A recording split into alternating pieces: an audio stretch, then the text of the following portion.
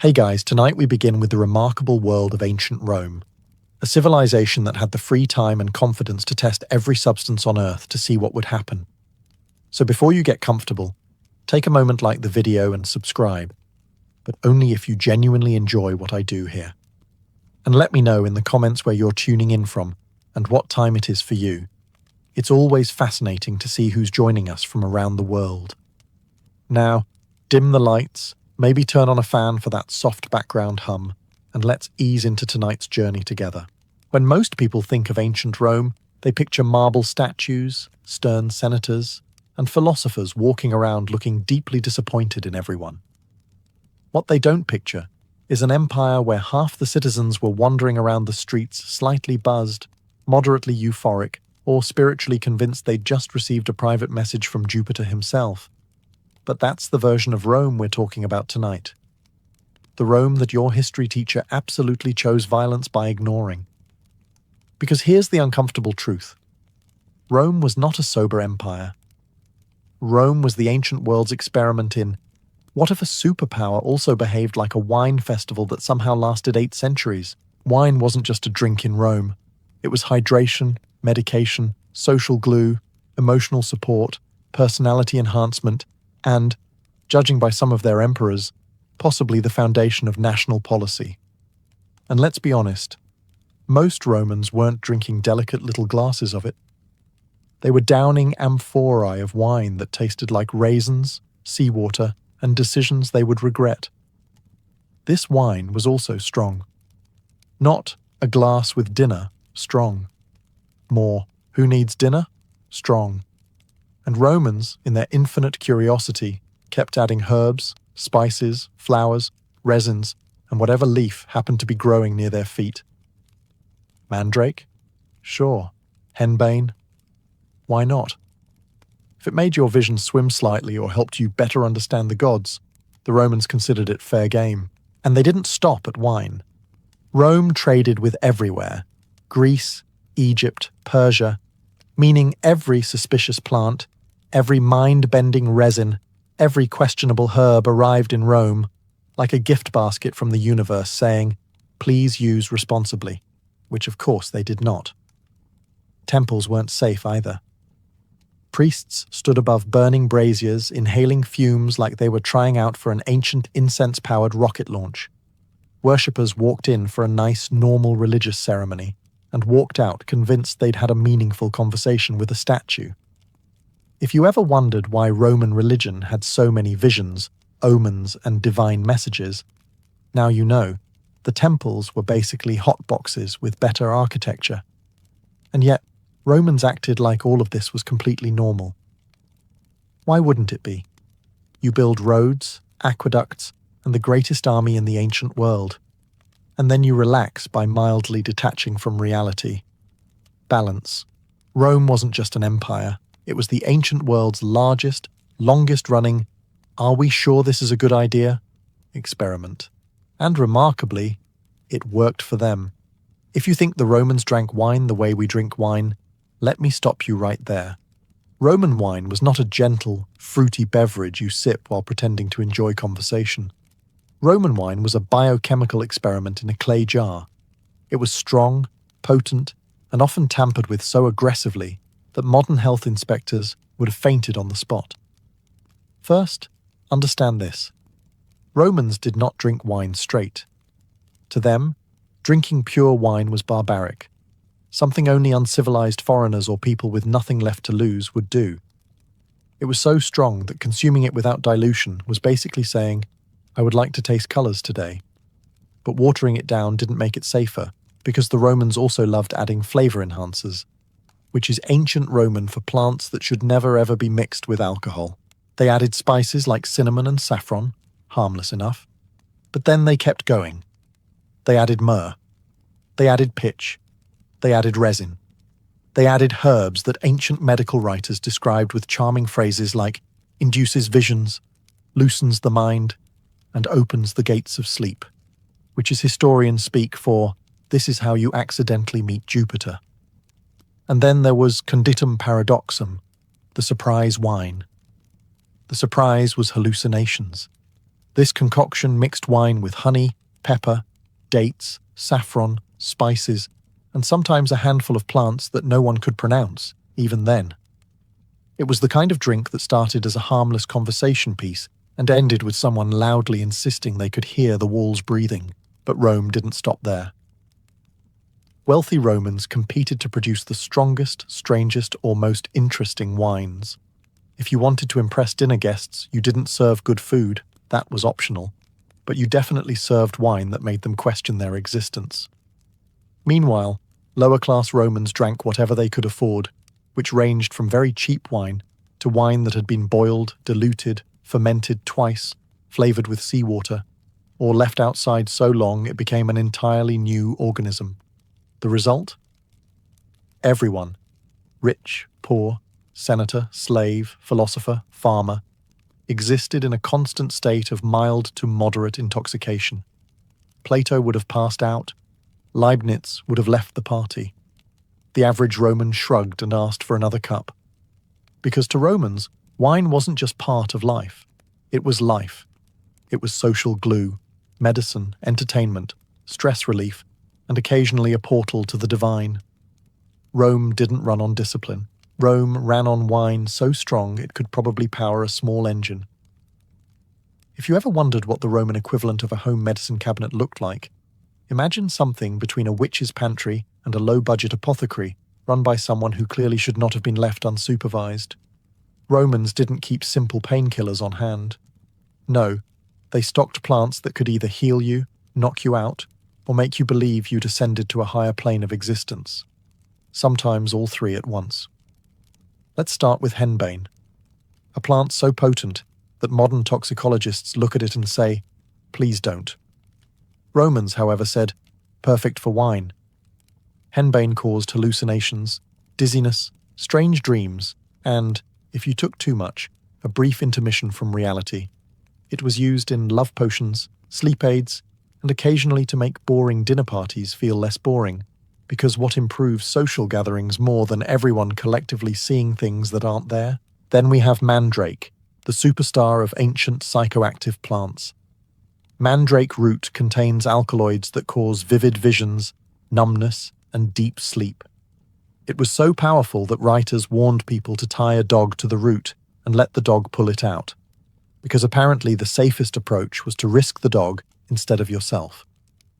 Romans used it to treat pain, infertility, melancholy, and also, judging by some surviving descriptions, boredom. If you took a little, you relaxed. If you took a bit more, you slept. If you took too much, you traveled to the afterlife for a quick visit.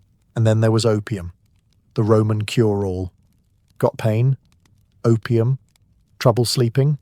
Opium. Stress? Opium. Sick of your neighbor's loud geese? Opium probably wouldn't solve that one, but Romans would have tried anyway. Opium was everywhere in Rome. In medicine, in rituals, in cosmetics, and possibly in half the conversations that felt philosophical, but were actually just two very relaxed people misunderstanding each other. But we're not done. Romans also experimented with nightshade, belladonna, poppy seeds, hemp, and whatever exotic plant merchants brought from the East with a sales pitch like, "This will change your life." And it usually did, though not always in the direction people hoped. The best part? Romans took these herbs with absolute confidence, no hesitation, no fear, no consult a physician before use. Their attitude was basically, if nature grew it, we're drinking it. Their herb cabinet wasn't medicine. It was a roulette wheel, and the Romans spun that wheel every day. If ancient Rome had a most likely to accidentally launch you into another dimension award, mandrake would win it every single year. This plant wasn't just potent, it had a reputation. A terrifying, mystical, slightly dramatic reputation that Romans somehow interpreted as, great, let's boil it and drink it. Mandrake root looks vaguely like a human body, which, for Romans, was not a warning sign. It was an advertisement. They believed anything shaped like a human must be good for humans, which is the kind of logic you develop after drinking wine mixed with seawater. Mandrake was used for pain relief, anesthesia, sleep, love potions, and any situation where Romans wanted to temporarily leave the physical world behind and visit whatever Jupiter had going on that day. But the harvesting process? That was another story. Ancient writers warned that Mandrake shrieked when pulled from the ground, a shriek so deadly that anyone who heard it would drop dead, fall unconscious, or have an extremely bad day. Modern science has clarified that this is nonsense. But ancient Romans did not get the memo. They were committed to safety protocols. Their solution? Tie the root to a dog. Make the dog pull it out. Run very far away. Come back later and collect your prize. This was considered medically responsible. Once the mandrake was safely in human hands, and after offering the dog emotional support, Romans prepared it in several charming ways. They boiled it into potions. They mixed it with wine. They ground it into salves. They inhaled it as incense. At no point did any Roman say, "Perhaps this is too much." In fact, the main question was, how much can we get away with before we start seeing gods? And oh, did they see gods? Mandrake didn't just relax you, it transported you. Light doses caused drowsiness. Medium doses caused vivid dreams. Large doses gently tucked you into a temporary coma, the ancient equivalent of saying, "I'm going to disappear for a bit. Please don't touch my sandals." Roman doctors used mandrake during surgeries as anesthesia. Yes, anesthesia. While the patient drifted blissfully in and out of consciousness, surgeons got to work with bronze tools and a level of confidence we should all find deeply concerning. Mandrake was powerful, mystical, unpredictable, and absolutely beloved. It changed moods, altered perceptions, and opened the door to experiences Romans swore were spiritual, and modern people would call, "You've taken too much," in short. Mandrake was the Roman rocket ship, and many Romans were absolutely willing to board. If you've ever wondered how ancient Roman priests managed to speak with the gods, here's a secret your textbooks politely left out. Many temples were essentially beautifully decorated smoke chambers filled with mind-altering fumes, strong enough to make a stone statue reconsider its life choices. The priests weren't just spiritual leaders, they were the ancient world's most high-functioning hotbox survivors.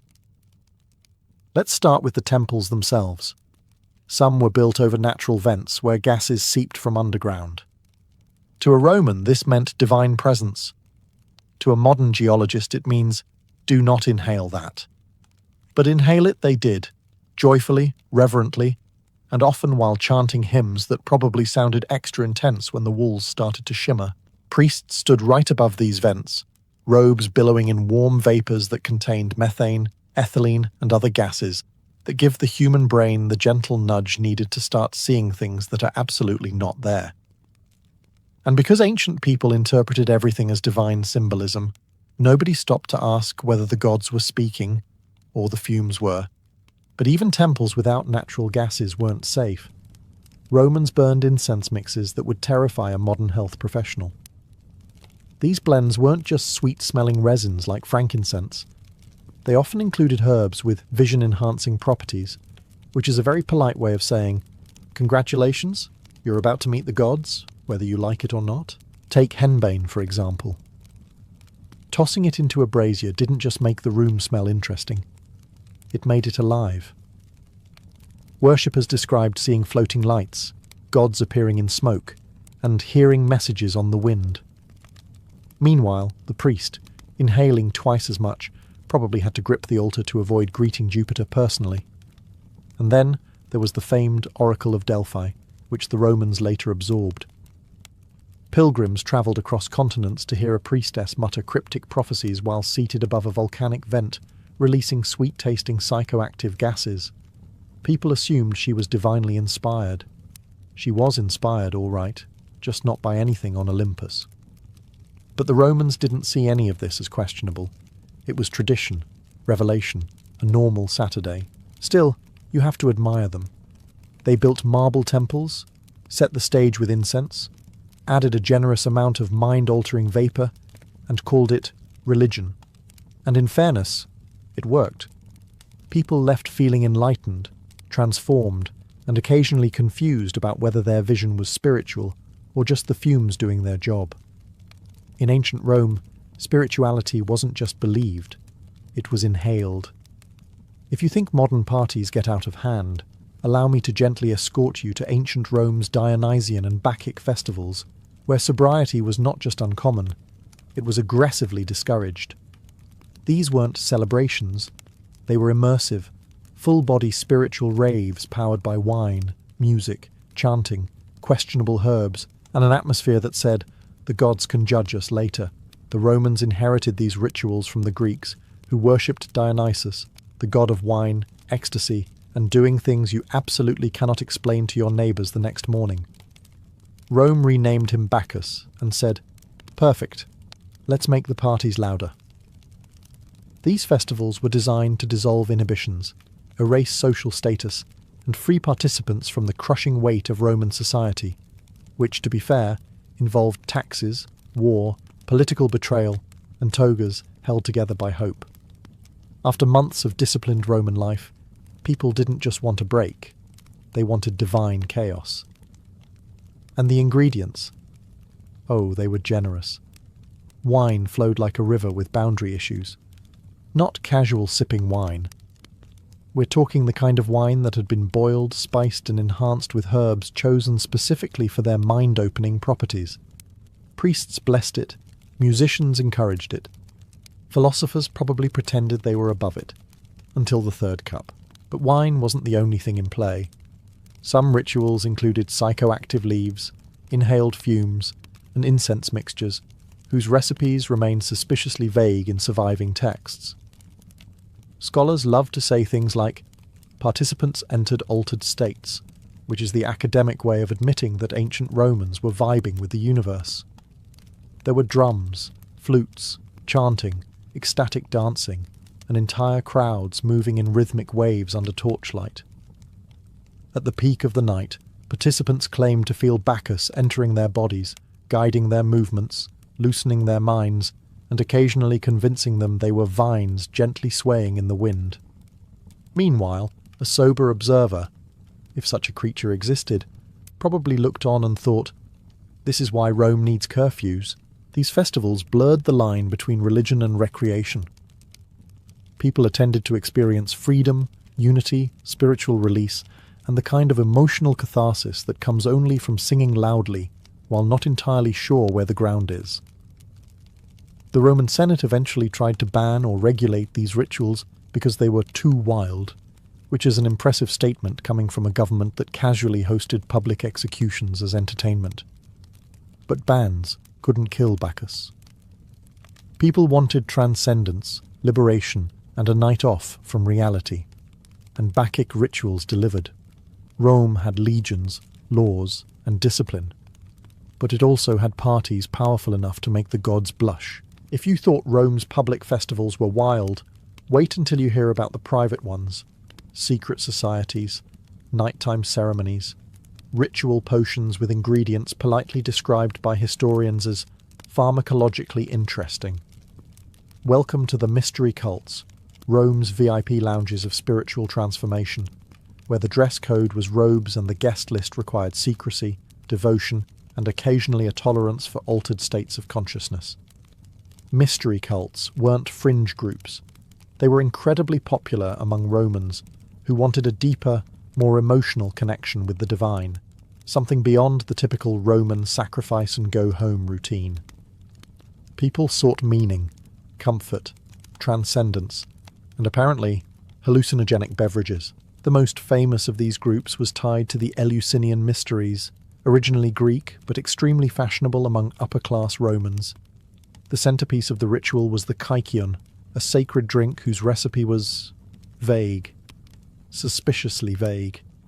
Ancient writers described it as barley-based, which sounds harmless, until modern scholars pointed out something intriguing. Barley is a perfect host for ergot, a fungus containing the chemical precursor to LSD.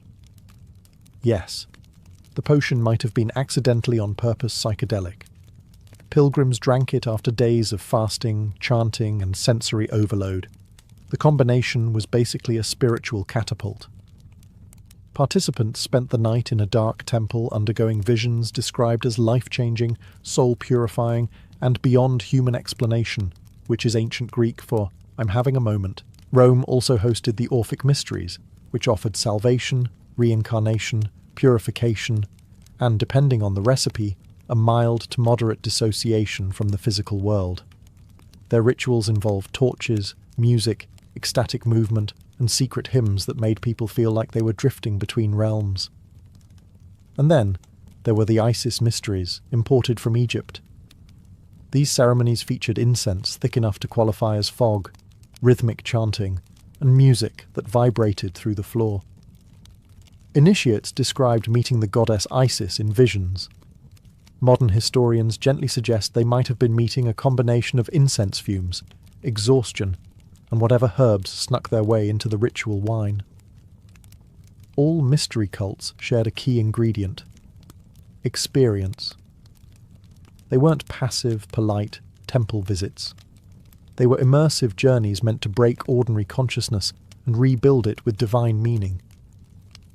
Altered states weren't side effects. They were features. The best part? Members were sworn to secrecy. So our sources range from life-changing revelation to "I legally cannot tell you what happened," which is the historical equivalent of someone saying, "Last night was crazy, but I signed an NDA." Mystery cults weren't just spiritual movements. They were Rome's hidden gateways to transcendence, spiritual, emotional, and occasionally chemical. If ancient Rome had a universal solution to life's problems, it wasn't philosophy, it wasn't discipline, and it certainly wasn't stoicism. It was opium, the Roman equivalent of a sleep button, a painkiller, a mood stabilizer, and a temporary vacation from reality, all rolled into one tiny poppy-derived miracle. Opium wasn't rare. It wasn't exotic.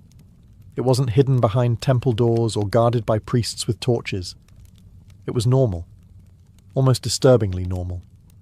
Romans kept it in their homes the way modern people keep bandages or cough syrup. If you walked into a Roman household and didn't see some form of poppy extract lying around, you'd probably assume you were in the wrong home. Doctors, and I use that term generously, prescribed opium for nearly everything. Headaches, toothaches, fevers, broken bones, grief, melancholy, insomnia, boredom, and the emotional burden of living in an empire where someone might stab you in the forum for looking too confident. If you had a problem, opium had an opinion about it, and Roman doctors didn't hold back. They mixed opium with wine, honey, spices, and occasionally herbs that would make a modern pharmacist faint. They administered it as a drink, a pill, a salve, or, if you were unlucky, a suppository. They didn't care how it got into your system, as long as it got into your system. But opium wasn't reserved for the sick. Soldiers used it to endure long marches and painful wounds. Mothers used it to sleep after putting their children to bed. Philosophers used it to think deeply, which is ancient Roman for stare at a wall and hope the universe reveals its secrets. Even poets used it to inspire creativity, which explains a lot about Roman poetry. The effects? Oh, they were glorious. At least from the Roman point of view. Light doses relaxed the body and softened pain. Medium doses brought warmth, euphoria, and the sudden belief that you were wiser than everyone in the room. High doses tucked you into a dream-heavy sleep so deep you could miss several major political assassinations and wake up refreshed. But, as always, Rome took things too far. Some wealthy Romans developed a taste for stronger preparations, which is ancient historian language for, please stop doing that. Your soul is trying to leave your body. Opium dependency existed long before modern medicine recognized the word. Still, Romans never blamed the opium. They blamed fate, or the gods, or the stressful nature of empire building. Opium wasn't just a medicine. It was Rome's emotional crutch, spiritual pacifier, and universal reset button. When life got too loud, Romans pressed the poppy. If Mandrake was the Roman rocket ship, and opium was the Roman sleep button, then henbane was the Roman, why did we ever think this was a good idea? Henbane was one of those plants that absolutely everyone should have left alone, which of course meant the Romans embraced it with enthusiasm and optimism, bordering on delusion. Henbane looked innocent enough, a leafy green plant with pale flowers and a mildly sinister vibe. But every part of it, seeds, leaves, stems, roots, contained alkaloids capable of rearranging your perception of reality like a bored god reorganizing furniture. Modern toxicologists warn against touching it. Romans looked at it and said, "Let's mix it with wine." Why?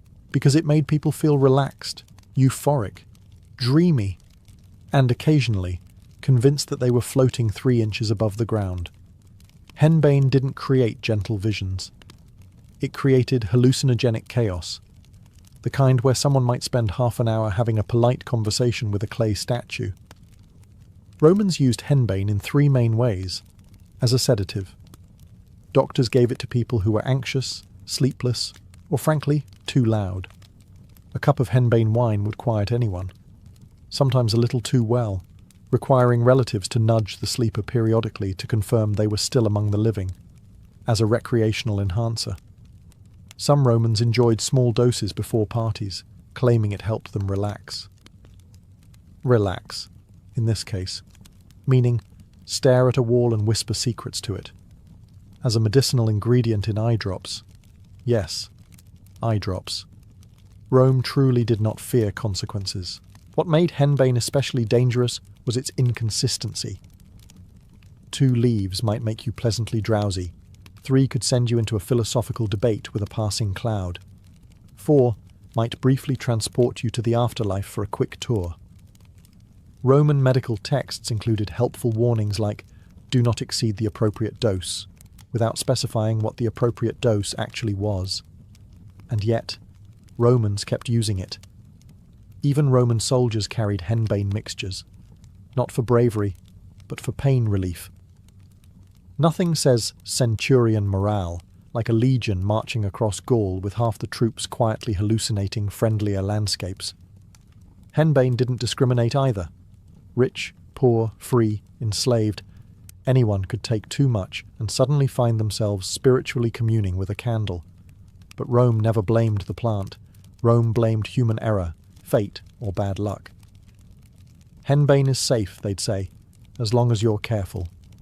Which is the Roman way of saying, we've learned nothing. Henbane wasn't a tool. It was a dare, and Romans accepted it every time. If you ever find yourself thinking, ancient Roman parties were probably classy and refined, I regret to inform you that you have been catastrophically misled.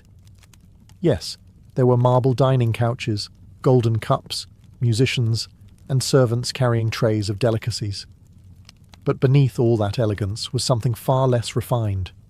Rooms deliberately filled with psychoactive vapors that made guests feel relaxed, euphoric, blissful, or lightly disconnected from the boundaries of time. Wealthy Romans didn't just host dinners, they curated experiences.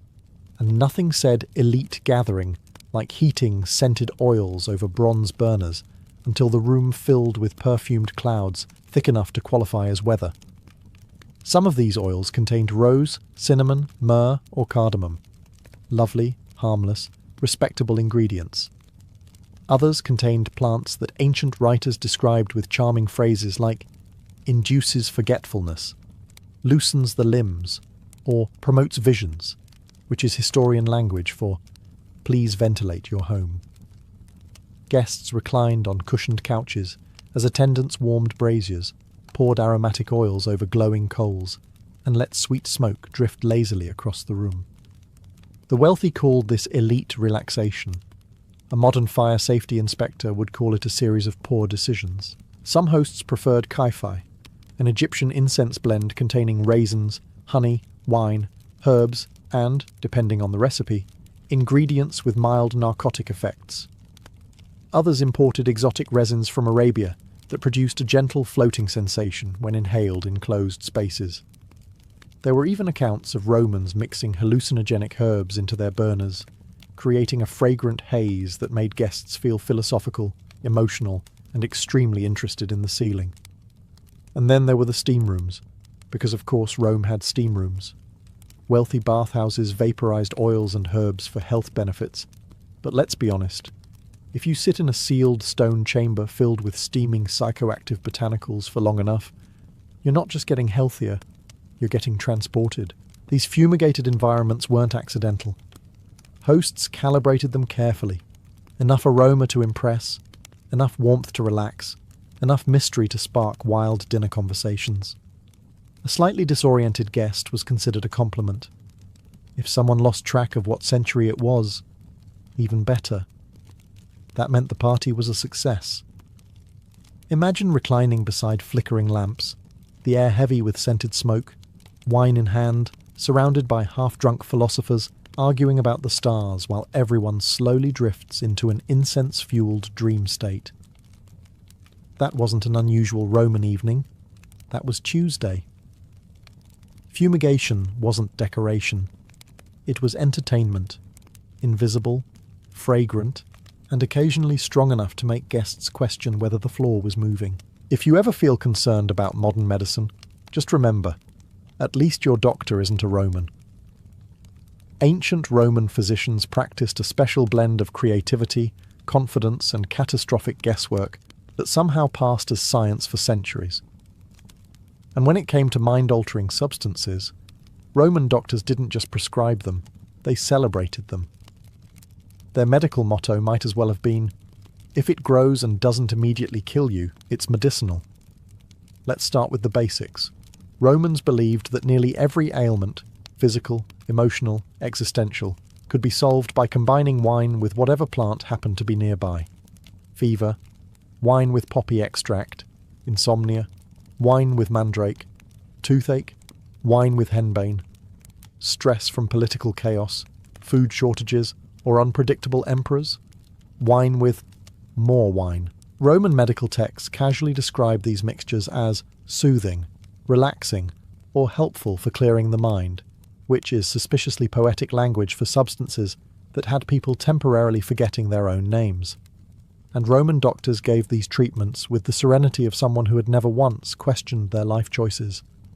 Take sleep medicine, for example. Modern sleep aids come with dosage instructions, side effects, and long warnings. Roman sleep aids came in clay cups labelled, "Trust me, I'm a physician." A typical Roman sedative could include opium, mandrake, saffron, and a nice splash of strong wine. Patients didn't so much fall asleep as depart, and painkillers, those were even more dramatic. Roman surgeons used mandrake and opium to knock out patients before procedures. It worked, sort of.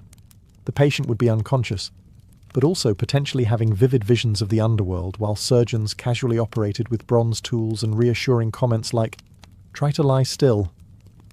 But Roman doctors didn't stop at ingestion. They made topical treatments too. Balms, salves, ointments rubbed directly onto the skin. These mixtures often contained psychoactive herbs that seeped into the bloodstream and made patients both physically numb and spiritually confused. Imagine going in for muscle pain and coming home convinced you had briefly floated above your own body. And for emotional distress? Romans prescribed perfumes infused with narcotics, incense burners with calming vapours, or long baths steeped in herbs that would make a modern herbalist scream into a pillow. The best part? Everyone acted like this was perfectly normal. The doctor, the patient, the neighbours, all nodding in approval as though hallucinating mildly during treatment was simply part of the healing process. In Rome, medicine wasn't just about curing illness. It was about temporarily relocating your consciousness while the illness figured out what to do next. If ancient Rome had a most unpredictable substance award, mushrooms would accept it proudly, or possibly refuse it because it was hallucinating the podium. Mushrooms were the great wild cards of the Roman world, sometimes delicious, sometimes deadly, sometimes spiritually enlightening, and sometimes capable of sending an emperor straight to the afterlife. In other words, the perfect ingredient for Roman curiosity. Romans loved mushrooms. They cultivated them, collected them, cooked them, traded them, and boasted about them at dinner parties. But here's the problem. Ancient Rome did not have mushroom identification guides. They did not have trained mycologists. They had enthusiasm. And enthusiasm is a dangerous replacement for expertise. Some mushrooms were harmless and tasty, others were so toxic that a single bite could turn a feast into a funeral. The infamous Amanita phalloides, better known as the death cap, grew happily across the empire, and had an unfortunate resemblance to several edible varieties. This caused events, but Romans being Romans, they didn't stop to reconsider. Instead, they expanded their mushroom adventures. They experimented, they tasted, they infused mushrooms into stews, sauces, and wines. And some Romans went further. They sought out mushrooms believed to have mind-altering effects, ones that induced visions, dreams, spiritual clarity, or in some cases miscommunications with furniture. Wealthy elites, always eager to outdo each other, served rare mushroom dishes at banquets. The rarer the mushroom, the more impressed the guests. But rare didn't always mean safe. In fact, one emperor, Claudius, famously died after eating mushrooms his wife prepared. Ancient gossip pretty much says, yes, she absolutely poisoned him, but either way, mushrooms played a starring role in imperial drama. Some Romans believed certain mushrooms could bring you closer to the gods, that their effects were not poisonous but divine. These mushrooms, when dried, boiled, or mixed with wine, created experiences described as dreamlike, vision-inducing, or a conversation with destiny, depending on how poetic the writer felt. Did all these mushrooms have actual psychedelic properties? Not all, but some likely did. Rome had access to regions in the Alps, Balkans, and the Near East where psychoactive species grew. Travellers brought stories of dream mushrooms, night mushrooms, and laughing mushrooms that caused uncontrollable joy. Naturally, Romans wanted to try them. What better way to spice up a festival, a dinner, or a philosophical debate? Still, mushrooms had a reputation for danger. They were the culinary Russian roulette of ancient Rome, a delightful surprise or an immediate tragedy. But this didn't stop Romans. It encouraged them. Nothing appealed more to Roman sensibilities than a food that combined luxury, risk, and the possibility of glimpsing the divine. Mushrooms weren't just food. They were mystery. They were thrill. They were temptation. In Rome, even dinner could alter reality. When you picture gladiators stepping into the arena, you probably imagine discipline, grit, and raw physical power. What you don't imagine is a handful of them entering the Colosseum, slightly buzzed, mildly sedated, or spiritually convinced the lions were large house cats. But welcome to Rome, where even the most brutal profession occasionally intersected with the empire's favourite recreational substances. Gladiators were elite athletes, but they were also property, expensive property. Their owners wanted them alive, profitable, and entertaining.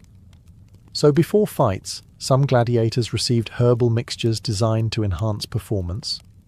Others received sedatives designed to ease anxiety. And occasionally a poor soul received something that made the arena look like a dreamscape painted by a confused god. One common preparation? Poppy-based tonics. These weren't full opium doses. The Lanista, trainer owner, wasn't trying to knock them unconscious, but light mixtures intended to calm nerves, dull pain, and stop the gladiator from panicking at the sight of a very hungry, very athletic lion. The goal was simple: get them into the arena in a state of focused confidence, not existential dread. Of course, Rome being Rome, the results varied. A lightly dosed gladiator might feel courageous, steady, and ready for fame. A moderately dosed gladiator might feel strangely philosophical and attempt to negotiate with his opponent. And a heavily dosed gladiator might walk into the arena with the serene calm of someone who believes destiny has already been decided. Because in their mind, it probably had. But not all substances were calming. Some trainers experimented with stimulating herbs intended to increase aggression. These concoctions often included bitter extracts, pungent spices, or questionable leaves imported from foreign traders who absolutely exaggerated their benefits. A gladiator might enter the arena pumped with adrenaline, energy, and absolutely no idea what he was actually swinging at. And then there were the rare, whispered cases of hallucinogenic herbs making their way into pre-fight mixtures. No trainer would ever admit this, but a few ancient writers mention fighters who swung at shadows, bowed to invisible gods, or charged confidently toward lions they believed were symbols rather than teeth-equipped realities. But in fairness, the arena was terrifying. If a small herbal courage boost helped someone face down a rhinoceros imported just for entertainment, who can blame them? The crowd never knew, of course. They assumed gladiators were fueled by bravery, discipline, and raw Roman spirit. Meanwhile, backstage, someone might have been whispering, "Drink this. Don't ask what's in it. Good luck." The arena wasn't just blood and sand. Sometimes it was wine, herbs, and just a hint of altered perception.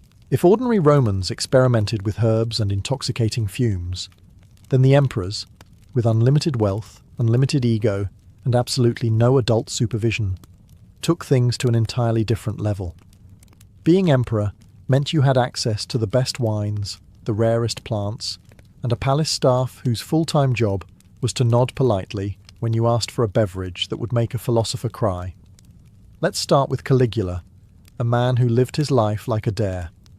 Caligula reportedly enjoyed potent wine mixtures spiced with exotic ingredients, some stimulating, some sedative, and some that modern historians describe as pharmacologically concerning. These concoctions fueled his late-night parties, bizarre decisions, and his general approach to governance, which resembled a fever dream more than a political strategy. Then there was Nero, a man famous for performing poetry, starting fires, allegedly, and believing he was the greatest artist the world had ever seen, a belief surely strengthened by the mind-altering incense burned in his extravagant dining halls. Nero's parties involved perfumed vapours released from hidden ceiling panels, rare foreign wines infused with herbs, and musicians who played for hours while guests slowly drifted into pleasantly numbed states. If you left the party still aware of what century it was, Nero considered it a failure.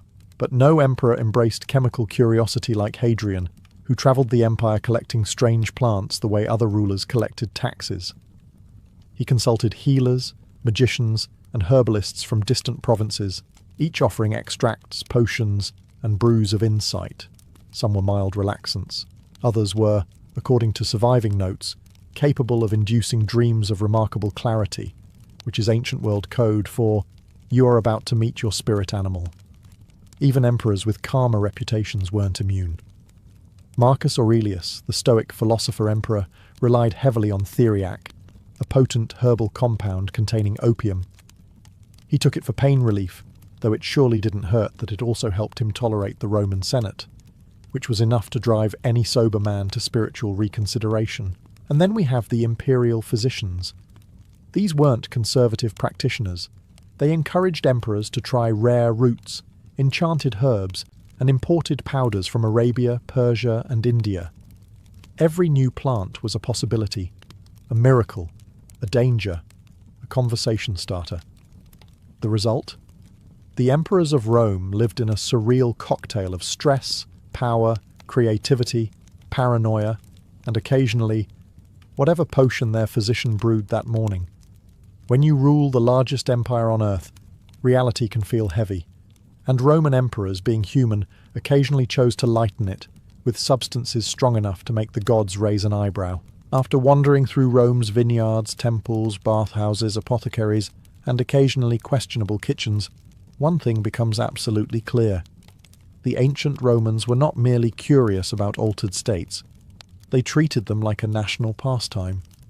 Rome's legacy isn't just roads, aqueducts, and Latin grammar.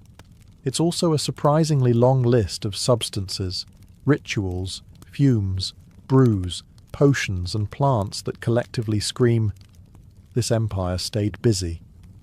The Romans weren't reckless. Not exactly. They were explorers. Not explorers of geography, well, those too, but explorers of consciousness. While legions marched across continents, Roman citizens marched boldly into the frontier of, what happens if we drink this? And more often than not, the answer was, something we should probably not write down. And yet, they did write some of it down. Ancient medical texts, Temple inscriptions, plays, poems, gossip, and scandalous biographies all reveal a civilization deeply entangled with substances that changed how they saw the world, and sometimes how the world saw them. Wine, for example, wasn't just a drink. It was infrastructure. Medicine wasn't just treatment. It was experimentation. Religion wasn't just worship. It was immersion. From opium-laced balms to incense-induced revelations, Rome approached altered states with the same ambition it brought to everything else. Boldly, artistically, and with minimal concern for future side effects. The most fascinating part: Romans didn't judge each other for any of this. Intoxication wasn't taboo. It was a tool for healing, pleasure, spirituality, philosophy, courage, or simply getting through a long day involving unruly geese, hostile neighbours, or political betrayals. Even the empire's greatest minds were not exempt. Stoic philosophers debated fate while potentially influenced by sleep potions. Emperors wrestled with existential questions while inhaling imported incense strong enough to make the furniture sway. The average Roman citizen ended their workday with wine that would legally require warning labels today. And despite all this, or perhaps because of it, Rome endured. It thrived. It influenced the world for millennia. Rome's relationship with intoxication wasn't a flaw. It was a reflection of humanity, the desire to escape, explore, connect, numb, celebrate, expand, dream. We often imagine ancient people as stern, disciplined, and serious. But Rome reminds us that they laughed, danced, experimented, made mistakes, took risks, and sometimes got higher than anyone studying for a modern history exam will ever suspect. Their roads crumble, their temples fall, their emperors fade into legend, but their stories, the honest, chaotic human stories, remain. And among those stories is this undeniable truth. Ancient Romans got higher than we were ever taught to believe. If you're a medieval crossbowman, your day begins with the warm, comforting knowledge that half of Europe wants you banned, excommunicated, or preferably launched off a battlement. And that's before you've even had breakfast. The longbowmen look at you like you're cheating, the knights look at you like you're ruining their whole invincible aristocrat thing, and the church occasionally threatens eternal damnation because apparently your weapon is too good at its job. Congratulations. You're officially medieval DLC. You roll out of your straw mattress, which smells like the stable because it was a stable, and immediately check the most important thing in your life, your crossbow. Not your shoes, not your hair, not whether your clothes have new fleas. No, your crossbow. Because unlike a sword, which you can just swing around and hope for the best, a crossbow is a delicate, moody machine that refuses to work if so much as a raindrop looks at it the wrong way. This is where your morning stress begins. Humidity? Enemy. Morning dew? Enemy. Slightly damp air because someone sneezed nearby? Enemy. If the string gets wet, it becomes as useless as a knight trying to fight stairs. So you keep it wrapped, tucked, covered, and protected like it's your firstborn child. Breakfast, if you can call it that, usually consists of whatever the camp hasn't already eaten, lost, or accidentally dropped into the fire. Maybe some bread, maybe some onions, maybe something that used to be bread but is now more weapon than food. Doesn't matter. You choke it down because accuracy requires calories, and because you don't know when the next meal will happen. While the camp wakes up, you start winding your bow. Yes, winding. Because firing a crossbow isn't glamorous. You don't get to pull back the string with your mighty arms like some heroic figure on a tapestry. No, you get a crank, or a stirrup, or a goat's foot lever, each one specifically designed to make you look like a man assembling furniture wrong. And as you crank, you hear the longbowmen muttering under their breath. They hate that you can train peasants to use your weapon in a week. They hate that your bolt can go through armour. They hate that knights fear you. And secretly you enjoy every second of it, because you're a crossbowman, and by lunchtime, someone important will be terrified of you. If you think the life of a crossbowman is glamorous, it's time to lower your expectations. Preferably all the way down to the mud where you'll be kneeling, sweating, and loading your stubborn medieval machine one crank at a time, while other soldiers wake up and immediately start swinging swords around like enthusiastic toddlers. You begin your day with mechanical engineering. A crossbow shot isn't draw, aim, release. It's draw, crank, curse under your breath, adjust, crank again, pray the string doesn't snap, and then, maybe, release. Let's start with the loading process, which is basically a full-body workout disguised as warfare. First, you wedge your foot into the stirrup at the front of the bow. Then you bend forward like you're about to pick up the world's angriest goat. You pull the string back or attach your goat's foot lever, and you start cranking. Slowly, painfully, loudly.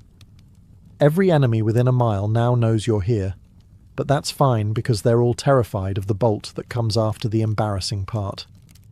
Once the string is cocked, you place the bolt in the groove. Carefully. Because nothing ruins your day like fumbling the shot and having your expensive, precious bolt fall into the dirt where you now have to dig for it like a desperate chicken scratching for seeds. Meanwhile, the longbowmen have already loosed 5 arrows each and are pretending not to judge you. But here's the thing. You don't need speed. You deal in certainty. Longbowmen spray the battlefield with arrows, hoping one finds a target. You, on the other hand, take your sweet time because when you shoot, something important usually dies. Armor? Doesn't matter. A well-placed bolt can punch through plate like a medieval uninstall button. Knights know this, which is why they keep asking God to smite you personally. Of course, none of this matters if someone charges you mid-crank. A crossbowman caught reloading is about as dangerous as a wet towel. That's why you always position yourself behind pavises, giant shields stuck into the ground, or behind infantry who hopefully like you enough not to abandon you. So you keep cranking, loading and aiming, hoping the string stays dry, the bolt flies straight, and fate gives you enough time to do what crossbowmen do best. End something valuable with unnerving precision. And all before lunch. If you're a crossbowman, you quickly learn one universal truth. Everyone wants you dead first. Knights see you as a walking armor-piercing tragedy waiting to happen. Archers see you as the overpowered pay-to-win class.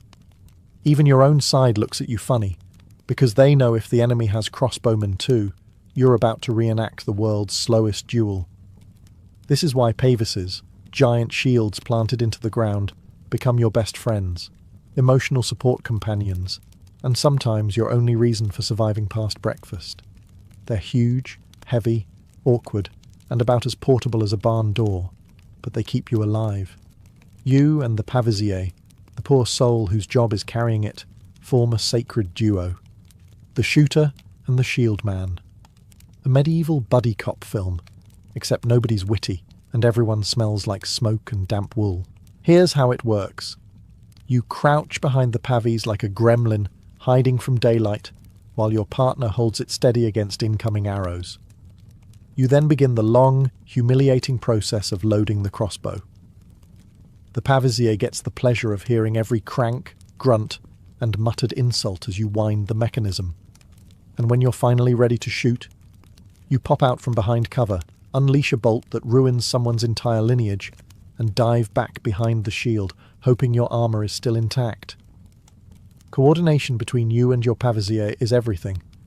If he tilts the shield too early, you get peppered with arrows. If he tilts it too late, you shoot the back of the shield, which earns you the kind of stare usually reserved for people who borrow money and never repay it. You're a team, an odd, muddy, perpetually stressed team, but a team nonetheless. The battlefield itself only makes things worse. Arrows fall like angry rain. Longbowmen target you specifically because they know exactly how dangerous you are. And knights take it personally. The thought of their expensive, shiny armour, handcrafted by master smiths, being pierced by a guy with a crank, turns them into galloping, vengeful projectiles. That's why positioning is everything. You're not front line. You're not midline. You exist in the comfortable backline behind sturdy shields and expendable infantry, where you can pick off enemies while loudly insisting everyone stay between you and anything sharp. Because in the end, the daily life of a crossbowman isn't just about shooting, It's about surviving the 30 seconds between shots. A crossbowman's entire sense of self-worth can be boiled down to one beautiful moment: the thunk of a bolt hitting exactly where it shouldn't. Knights call it ungodly. Bishops call it barbaric. You call it Tuesday. Let's talk about bolts. They're not arrows. They're smaller, heavier, and shaped with the same subtlety as a roofing nail. Each one is designed to punch through armour like a medieval tax collector. Slow, inevitable, and extremely painful. You don't fire them to intimidate people. You fire them to end arguments. But the magic isn't just the bolt, it's the power behind it. The crossbow stores more energy than any human arm could deliver. That means even the knight who spent 10 months' wages on a fancy chest plate isn't safe. In fact, he's your favourite target. There's something deeply satisfying about watching a heavily armoured noble, who trained his entire life to dominate the battlefield, get taken down by one precise shot from a man who trained for one intensely frustrating week. Armourers, of course, despise you. They spent hours shaping plates, riveting steel, polishing curves, only for your bolt to treat the entire suit like it's made of butter left too long in the sun. Some armourers even demanded extra pay just to fix crossbow damage. They claimed it felt like watching you write graffiti on the Mona Lisa. Accuracy is your pride and joy. You don't spray arrows into the wind like a longbowman who hopes probability will eventually take pity on him. No. You wait. You breathe. You aim. You pick out a specific knight, the one shouting too confidently or waving his sword like he owns the place. Then you send a bolt directly at his chest, knee, or if you're feeling extra medieval, his horse. The battlefield goes quiet for half a second. Not literally, but mentally. A moment of collective shock, like everyone's brains need time to process what just happened. Knights often look down at the bolt sticking out of them as if asking, "Is this allowed?" And the papacy's historical outrage answers, "Absolutely not. But you're doing it anyway." The truth is simple. Your weapon changes warfare. Castles fear it. Armies adjust for it. Tactics evolve around it. And somewhere on the horizon, a knight contemplates how unfair life is. Because when a crossbowman fires, he doesn't just hit a target, he hits an entire social hierarchy. If swords hate armour and knights hate logic, then crossbows hate weather. All of it. Sunshine, too hot. Rain, a catastrophe. Fog, moisture, snow, wet, dew, wet, humidity, wet. Anything that even thinks about being damp is your sworn adversary. You're not just a soldier, you're a full-time meteorologist with anxiety. Because your string, the delicate, temperamental diva that it is, absolutely refuses to perform unless conditions are perfect. One raindrop, one bead of condensation, one poorly timed sneeze from the guy next to you, and the string loosens, slows, or snaps. And if it snaps, congratulations, you're now holding a very expensive wooden club. This is why crossbowmen develop weather paranoia.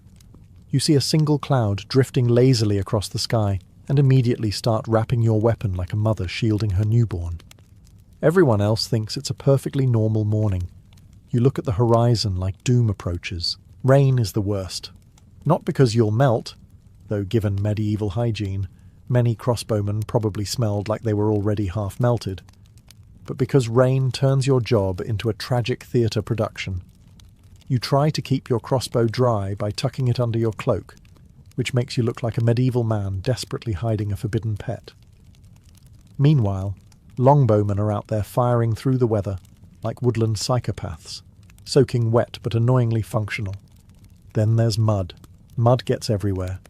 In the mechanisms, the bow, the latch, your boots, your sole. You try to crank your bow, and instead of a satisfying click, you get the gritty, grinding noise of sand, dirt, and despair. It's like loading a weapon that's slowly turning into a swamp creature. Wind is another nuisance. Bolts don't care for dramatic gusts, so you end up adjusting your aim with the seriousness of a scientist, while your infantry friends shout things like, "Just shoot already," as if physics is optional. Snow? Snow is deceptive. It looks dry. It feels dry. Then it melts, and suddenly your crossbow string is basically cooked spaghetti. You spend half the battle rubbing it with animal fat, cloth, prayers, and whatever dry thing you can find, usually nothing. And through all this suffering, your commander expects perfection. Because even when the sky is falling apart, even when everything you own is wet, clogged, frozen, or cursed, you still only get one shot every few minutes, and it better count. If firing a crossbow is the glorious part of your life, marching is the deeply unglamorous, soul-crushing majority of it. Marching as a crossbowman isn't elegant, disciplined, or inspiring. It's a miserable test of endurance while carrying gear specifically designed to ruin your spine. Let's start with the weight. Your crossbow is heavy. Your bolts are heavy. Your pavis, if you're unlucky enough to help carry it, is heavy enough to qualify as a building material. Your armor? Also heavy. By the time you're fully packed, you're less a soldier and more a medieval pack mule with performance anxiety. And then you walk, and walk, and walk. Through mud thick enough to drown a goat, through forests full of roots specifically positioned to trip you, through villages where children point at you like you're some sort of travelling circus attraction. It's not glamorous, it's not noble, it's just feet, blisters, and the slow realization that every step is an argument with gravity. Longbowmen love to mock you during marches, because their bows are light and their quivers hold dozens of airy sticks instead of metal-tipped bolts. They bounce along the road with suspicious cheerfulness, probably because they're excited to bully you again later. Meanwhile, you're sweating through your tunic, clinging to your gear like a drowning man clings to driftwood. Every crossbowman masters one essential survival technique: shifting the weight around to pretend it's lighter. Shoulder carry, hip carry, underarm carry, over the back carry, hug to the chest carry. You rotate through positions every 10 minutes just to keep your arms from mutiny.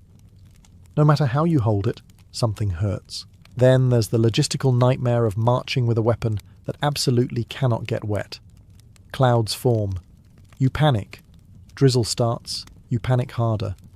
You end up walking with your crossbow tucked inside your cloak, and now you look like you're protecting either a weapon or a very lumpy baby. Either way, it's not comfortable. Commanders yell constantly, "Keep formation! Stop dragging your feet! Don't fall behind!" Easy for them. They're on horseback, dry, elevated, and not carrying a portable siege weapon in their arms. You, meanwhile, are developing a relationship with suffering that borders on romantic. And when you finally arrive at your destination, soaked in sweat, dirt, and existential dread, the knights ride past you, fresh as daisies, loudly reminding everyone how important they are. But none of them can do your job. None of them can put down an armoured enemy with one precise bolt. And that's why you march. Because at the end of all this walking, you're the one who changes the battle. The moment a battle begins, every crossbowman feels the same familiar mix of terror and reluctant professionalism. You're not a knight galloping forward with bravado. You're not a longbowman firing a barrage like a caffeinated wood elf. You're something far more stressful. A soldier with a single shot that must matter. It starts with the sound. Shields clashing, horses snorting, commanders shouting orders no one can actually hear. You, meanwhile, are crouched behind a pavis trying to psych yourself up for the most nerve-wracking 30 seconds of your day. The first crank is always the worst. Your hands shake, your breath quivers. You try to look composed, but inside you're spiritually screaming. Then comes the first volley. Theirs. Arrows whistle overhead like angry insects on a mission. You duck instinctively, even though your pavis is doing its job. You peek out just long enough to spot targets. Knights grouping up, infantry advancing, archers taking position. You choose carefully. You're not firing for fun. You're firing with malice and intent. Crank, crank, crank, bolt in, aim. And in that brief moment, the heartbeat before release, you become calm. You focus on one visor, one breastplate seam, one arrogant knight shouting orders, like he's definitely not about to regret it. You pull the trigger. The bolt flies with that signature thunk that feels like destiny leaving your hands. Maybe you hit a knight straight in the chest. Maybe you drop a standard bearer and throw their formation into chaos. Maybe you ruin a horse's afternoon. Whatever the outcome, someone's very bad day can now be traced back to you. But you don't get to admire your work. Oh no.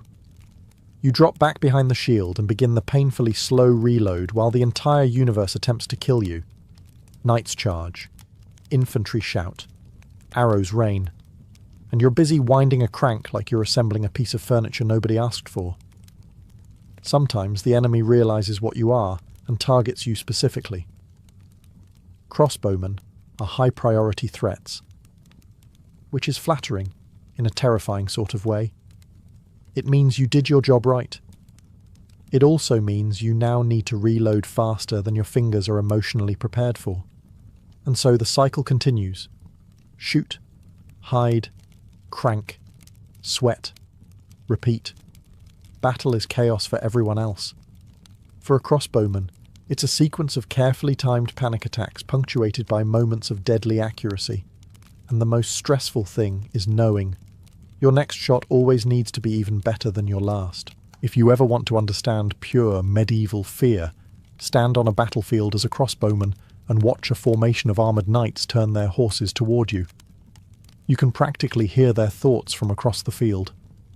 There, the disrespectful peasant with the unfair weapon. Get him. Knights absolutely hate crossbowmen, not in a casual, "oh, that guy again" way. No. They hate you with the intensity of someone who spent a fortune on armour only to find out you can puncture it like overcooked stew meat. You are the embodiment of everything they consider dishonourable: precision, efficiency, and technology they don't personally understand. So when they charge at you. Now, charging knights are terrifying for most soldiers. The earth trembles, the horses roar, the lances lower. It's dramatic, cinematic, powerful. But for a crossbowman, it's more like, oh good, I have 20 seconds to load, aim, fire, and run for my life. Here's what usually happens. You spot the charge, your commander shouts something vague like, "Hold!" and you immediately begin cranking like you're trying to win a speed contest nobody told you about. Meanwhile, your pavesier is yelling at you to hurry up, as if your crossbow has a turbo mode you've been saving for a special occasion. If everything goes perfectly, and it never does, you'll get one, maybe two shots off before horseback doom reaches your position. This is where the brilliance of the crossbow shines. Even one well-placed bolt can shatter the charge. Take out a knight's horse, and you turn a prestigious nobleman into a very confused pedestrian. Take out the knight himself, and you turn their entire formation into a panic-filled parade. But if you miss, well, you run. Quickly. Because the knights aren't coming to capture you. They're coming to make an example of you. And the example is always, don't anger heavily armoured nobles. Your own infantry often forms a protective line in front of you, partly out of strategy and partly out of sheer pity. After all, they know you can't reload on the move. You're basically holding a massive wooden smile of encouragement at that point. Still, when your bolt hits, really hits, you become the most important soldier on the field. Knights scatter, horses fall, commanders rethink their lives. For one glorious moment, the battlefield bends to the will of your single, precise shot. Of course, 10 seconds later, you're back to cranking again. And the knights are definitely not done hating you.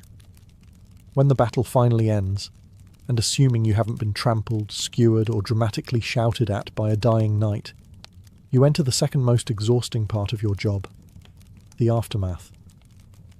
Victory in medieval warfare isn't a triumphant parade for a crossbowman. It's more like, great, you survived. Now get back to work. First comes the cleanup. Not of bodies, that's someone else's depressing hobby, but of your weapon. A crossbow after battle looks like it has fought nature itself. Mud in the groove, dust in the lock, sweat on the stock, and a string that has aged about 20 years in 2 hours. You sit down, exhausted, wipe your brow, and start cleaning like a medieval janitor with trust issues. Because if you don't, that string will snap the next time you pull it back, and you'll lose a thumb. Maybe two. Meanwhile, the knights are celebrating, even if all they did was charge twice, fall off a horse once, and yell inspirational slogans from the back. Longbowmen brag about how many arrows they loosed, accuracy conveniently not mentioned. Infantry brag about how they held the line, even though several spent the battle hiding behind your pavise. And you? You get a nod, if you're lucky. Your commander may grudgingly praise you for taking down an important target, but it's the sort of praise that sounds more like he's annoyed you were right. Something like, "Good shot, crossbowman. Next time, aim faster." Yes, thank you. Very motivating. Then there's the scavenging. Victory means loot, and loot means every soldier instantly transforms into a bargain hunter at a chaotic flea market. The knights grab the best armour and weapons.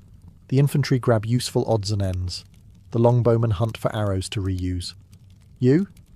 You hunt for bolts, because those things are expensive, hard to make, and you definitely missed a few.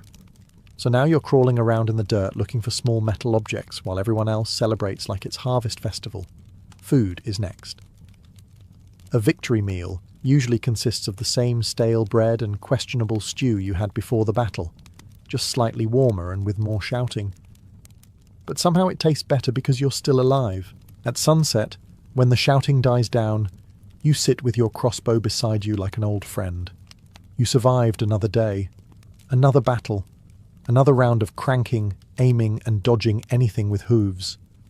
You're tired, sore, and mildly traumatized. But you also know one thing. Without you, that victory might never have happened. And tomorrow, when the marching starts again, you'll do it all over. High on the slopes of Mount Parnassus, where the air feels thinner and the silence feels older, a lone woman climbed the steps of the Temple of Apollo. She was not royalty. She owned no army. She possessed no wealth. And yet, the moment she sat upon the sacred tripod, she became the most powerful voice in the ancient world.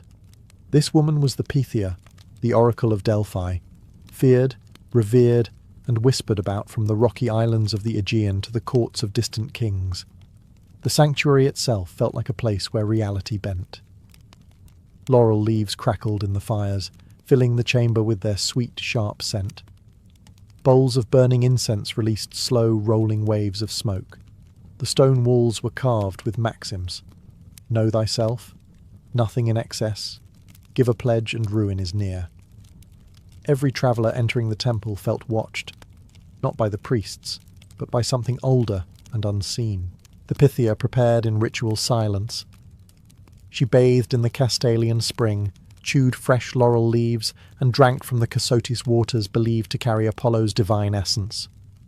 Only then would she descend into the Adyton, the inner chamber. Here, a fissure in the earth exhaled vapours, sweet, strange, and disorienting. The ancients believed these were the breath of Apollo himself. When she mounted the tripod, everything changed. Her eyes grew distant, unfocused, but not blind.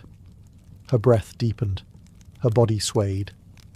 Priests stood ready around her, waiting to catch each muttered syllable. It wasn't always words.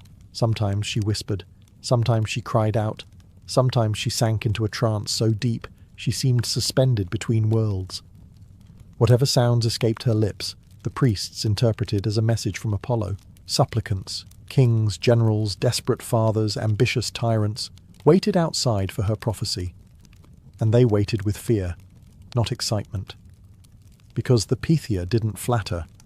She didn't soothe. She delivered truth wrapped in riddles, and those riddles shaped the future. A single sentence from her could launch a war, crown a king, or destroy a dynasty. To the Greeks, she wasn't merely a woman.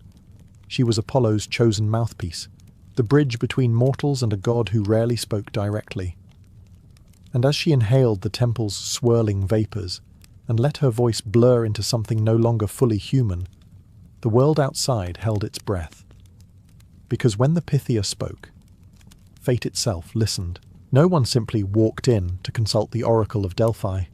The process felt less like visiting a holy site and more like preparing to negotiate with the universe itself. Pilgrims approached Delphi by ascending the sacred way. a winding path lined with treasuries, statues, and offerings from every corner of the Greek world. Each gift, gold, bronze, shields, tripods, told a story of someone who had once stood where you were now standing, desperate for answers. The first step was purification. Before a single question could be asked, supplicants washed themselves in the icy waters of the Castalian spring. Some claimed the water sharpened the senses. Others suspected it simply jolted them awake after days of travel. Either way, purification was mandatory. The gods, especially Apollo, did not entertain the unwashed. Next came sacrifice. A goat, always a goat, was sprinkled with cold water. If it shivered, the gods approved. If it didn't react, tough luck. The session was cancelled, the temple closed, and you went home with more questions than you arrived with. Assuming the goat cooperated, and goats are notorious for being dramatic, it was slaughtered, its entrails read, and the omens interpreted. Only then could a petition proceed. But prophecy was not a casual purchase. You needed an offering, something valuable enough to show Apollo you weren't wasting his time. Wealthy kings brought gold. City-states delivered bronze statues. Regular people, well, they offered what they could. Bread, oil, wool, maybe a small sacrifice. The priests didn't judge. Apollo did. Inside the temple, the atmosphere became heavy, even intimidating.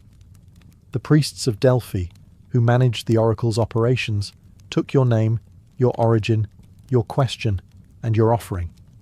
They were the gatekeepers, the interpreters, the logistical backbone of a divine bureaucracy. Without them, the Pythia's trances would have been indecipherable bursts of ecstatic energy. With them, her words became political weapons and spiritual guideposts. Finally came the question, the reason for your journey. You were instructed to ask it carefully, clearly, and respectfully. Many rehearsed for days, terrified of phrasing it poorly. After all, the gods were known to take things literally, twist meanings, and punish arrogance. You didn't come to Delphi hoping for a friendly chat. You came hoping not to anger a deity.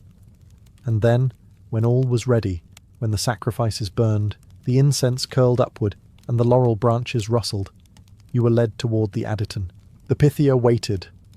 The air vibrated with expectation. Your life, your ambitions, even your survival. All of it now hinged on a single, cryptic answer from Apollo's chosen voice. To the ancient world, the Pythia's trance was nothing less than divine possession. But to those who witnessed it up close, it was a scene both mesmerizing and unsettling, half sacred ritual, half raw human surrender to forces beyond comprehension. The Adyton, the temple's innermost chamber, was a world apart. Torches flickered against stone walls inscribed with prayers and warnings. Laurel leaves burned in bronze bowls, releasing a crackling perfume that clung to your lungs. And at the center of it all stood the sacred tripod, a three-legged bronze seat perched directly above a natural fissure in the earth. The Pythia descended alone. No priest entered with her. This moment belonged to her and the god. Before she sat, she performed the preparatory rites, chewing laurel leaves to receive Apollo, sprinkling holy water over the tripod, and invoking the god with a low, rhythmic chant. Her breathing deepened. Her posture changed, and as she climbed into position, you could feel a shift in the air, like the temple itself was waiting. The vapours rising from the fissure were key to ancient belief. Whether they were divine, geological, or psychological, one truth remains. Everyone who entered that chamber described the sensation as intoxicating. Sweet, strange, thick, almost like the world itself was dissolving around the edges. Modern debate aside, the Greeks were certain these fumes were Apollo's breath, carrying visions from the realm of gods into the fragile human mind. As the Pythia inhaled, her body began to sway. Not violently, but rhythmically, like someone drifting between consciousness and dream. Her voice changed next. It softened, then sharpened, then broke into fragmented phrases. To her, the world of ordinary sound and reason disappeared. In its place rose flashes of imagery. Burning cities, rising kings, storm-tossed ships, triumphant armies, doomed ambitions. She saw patterns others could not, threads of fate woven together in ways no mortal could untangle. When she finally spoke, it did not sound like a conversation. It sounded like incantation. Sometimes she whispered as though confiding in shadows. Sometimes she cried out like the words forced their way through her, tearing through her voice.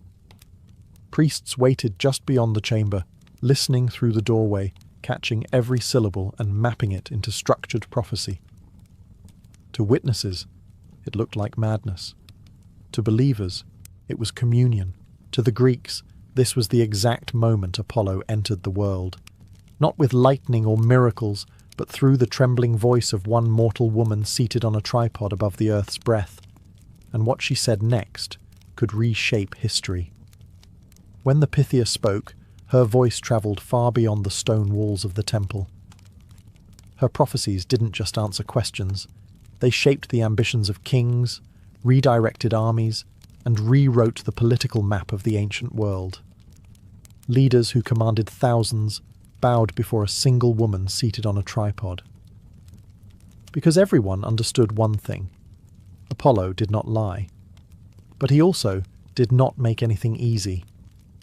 The most famous rulers of antiquity approached Delphi with reverence and dread. They didn't come for comfort. They came for truth disguised as riddles, truth that could justify a war or destroy a kingdom. Take King Croesus of Lydia, wealthiest man alive, owner of mountains of gold. The kind of ruler who believed fortune itself bent around him. He asked the oracle the simplest question a warlord can ask: "If I attack Persia, will I win?"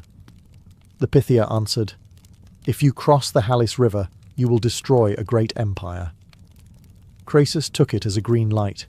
He marched forward. He attacked, and he absolutely did destroy a great empire, his own.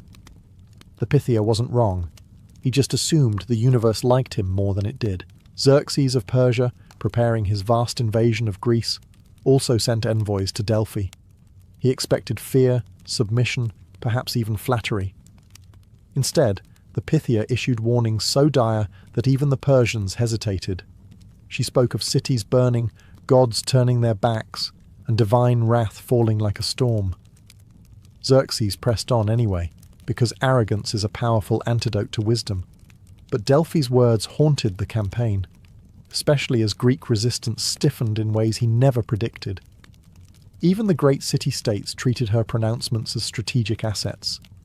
Corinth, Athens, Sparta, all sent delegations with gifts, hoping Apollo would favour them with clarity. Sparta, for example, consulted the oracle before the Persian wars. The prophecy that came back was stark. Either a Spartan king must die, or Sparta would fall. Leonidas marched to Thermopylae with that knowledge etched into his fate. He knew what he was doing. The oracle had already told him. To the ancients, the Pythia didn't predict the future. She revealed the paths that already existed. She wasn't responsible for the choices kings made. But she held up the mirror they feared to look into. Every prophecy carried weight. Every word carried risk. And every leader who left Delphi carried the unsettling realization that Apollo's truth had no obligation to fit their desires. The oracle didn't serve kings. Kings served the oracle. For all her divine authority, the Pythia did not operate alone. Behind the mystical glow of the oracle stood a cadre of priests, highly educated, politically connected, and astonishingly skilled at turning cryptic utterances into polished prophecies. If the Pythia was the voice of Apollo, these men were the translators, editors, and very strategic middlemen who shaped how her words rippled across the Greek world. The Delphic priesthood acted as the first line of interpretation. When the Pythia fell into her trance and released raw, unfiltered fragments, sometimes poetic, sometimes chaotic, they listened with trained ears. To them, her murmurings were not gibberish, but a form of cosmic shorthand. They took those divine fragments and moulded them into structured responses, written in elegant Greek hexameter. The result sounded both sacred and authoritative, the kind of language mortals associated with gods. But the priests did more than translate. They controlled access. Not every question was permitted. Not every supplicant was worthy. It was the priests who decided who entered the temple, who waited, who paid, and who asked what. They kept records, monitored political tensions, and understood the power dynamics between Greek polis better than most ambassadors. In an age without newspapers or global communication, Delphi was the information hub of the Mediterranean. Envoys from every city-state passed through its gates, bringing with them news, fears, rumours, and ambitions. The priests absorbed all of it. This meant they understood context, sometimes more clearly than the rulers asking the questions.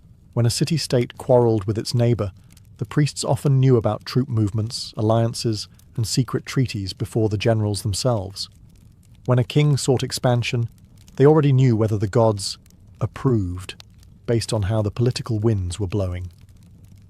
Their interpretations were not mere translations. They were guided by a deep understanding of human behaviour and international strategy. This is what made Delphi so powerful. Apollo's voice may have been divine, but its delivery was sharp, informed, and precise. The oracle's greatest strength wasn't just prophecy. It was the fusion of mystical authority with political intelligence. And yet, the priests did not see themselves as manipulators. They believed they were clarifying Apollo's truth, not steering it. Their duty was to ensure the message reached the world with the proper weight and clarity. In the end, it was a perfect partnership.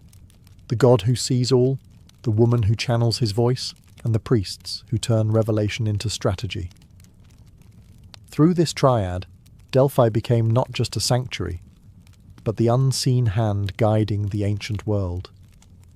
If there is one thing everyone agreed on, it was this.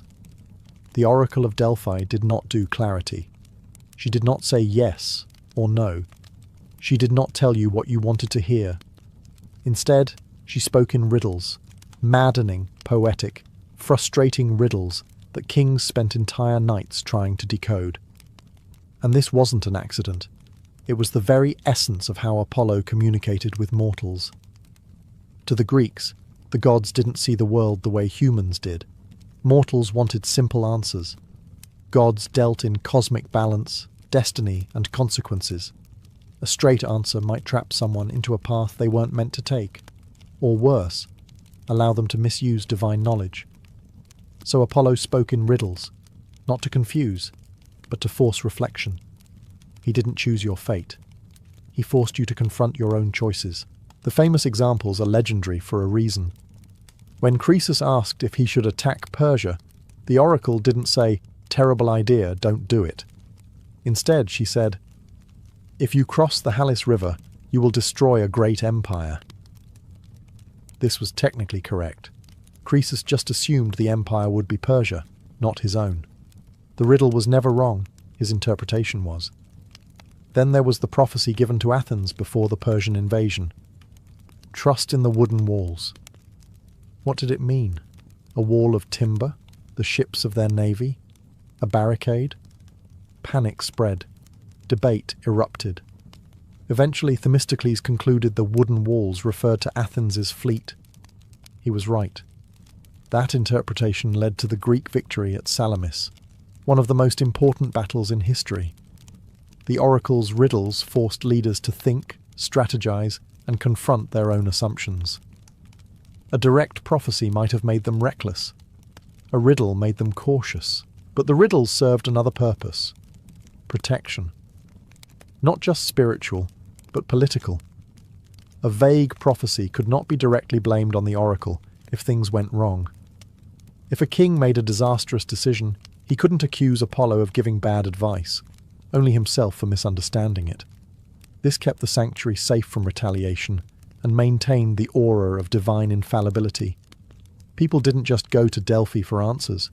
They went for perspective, for a glimpse into the grand, unsettling truth that fate was not linear and destiny was not simple. A riddle from Apollo was a mirror, one that forced each person to see their own flaws, ambitions, and illusions. And whether the prophecy led to triumph or ruin, one fact remained. The oracle never lied. Humans merely heard what they wanted. To understand the power of the Oracle of Delphi, you have to look beyond the mystical vapors and cryptic phrases. Her true influence lay in how entire nations reshaped themselves based on her words. The Oracle wasn't just a religious figure. She was a diplomatic engine, a geopolitical force, and at times, the quiet architect of history. City-states rarely made major decisions without first sending envoys to Delphi. Should they declare war, form an alliance, found a colony, reform their laws? Even practical matters, crop failures, plagues, earthquakes, were brought before the Pythia.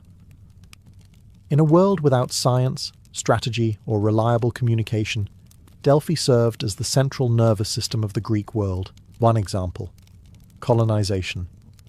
When city-states sought to expand, they went straight to the Oracle. She didn't hand out maps or instructions, but she provided crucial symbolic approval. The founding of Cyrene, one of the wealthiest Greek colonies in Africa, began with a Delphic prophecy. The oracle told the settlers to sail toward a rich land where the soil drinks the dew of heaven.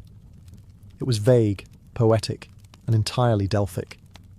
But it gave the expedition legitimacy. Colonists would risk their lives on the sea if Apollo endorsed the journey. Politics were equally shaped by her voice. When Sparta considered whether to adopt its dual kingship and new legal reforms, the oracle supported the efforts of Lycurgus, the legendary lawgiver. Suddenly, Sparta's entire identity, from its military discipline to its austere culture, gained divine backing. Apollo wasn't just a distant god. He was a co-author of Spartan society. Delphi also acted as a diplomatic pressure valve. Rival city-states often sought arbitration from Apollo. The priests and the Pythia would deliver carefully worded responses that encouraged compromise without directly taking sides. It wasn't neutrality, it was divine statesmanship. But her influence was strongest in times of crisis. Before the Persian Wars, the oracle issued prophecies that forced Greek leaders to face their mortality. For Athens, she warned of fire and destruction, yet also promised salvation through wooden walls, which pushed them toward naval warfare. For Sparta, she declared that a king must die to save the city, shaping Leonidas's fateful march to Thermopylae. Even international powers recognized Delphi's importance. Lydia, Persia, Miletus, Egypt. Foreign kings sent gifts, hoping to sway Apollo's favor, or at least gain insight into Greek intentions. The oracle became an informal intelligence network, long before espionage existed as a profession. Through riddles and warnings, she didn't just respond to history, she steered it, nudged it, guided it, and the ancient world moved accordingly. For nearly 1,000 years, the Oracle of Delphi shaped the ancient world, but no power, divine or mortal, remains untouchable forever. The decline of the Pythia wasn't a sudden collapse. It was a slow, creeping unravelling, woven from politics, skepticism, war, and the shifting spiritual landscape of an aging civilization. The first cracks appeared during the rise of classical rationalism. Philosophers like Xenophanes and Heraclitus questioned whether gods truly spoke through mortals. Herodotus admired the oracle, but even he hinted that priests could shape the messages. Athens, growing in power and pride, no longer sought divine approval for every political gamble. The world was changing, fast, and gods did not adapt as quickly as people. But skepticism alone didn't bring Delphi down. War did. The sacred wars, 3 brutal conflicts fought over control of the oracle, dragged Delphi into the mud of Greek politics. City-states exploited the sanctuary's prestige to justify their ambitions. Armies marched across sacred ground. Treasuries were looted. Apollo's temple, once protected by myth, became a battlefield prize.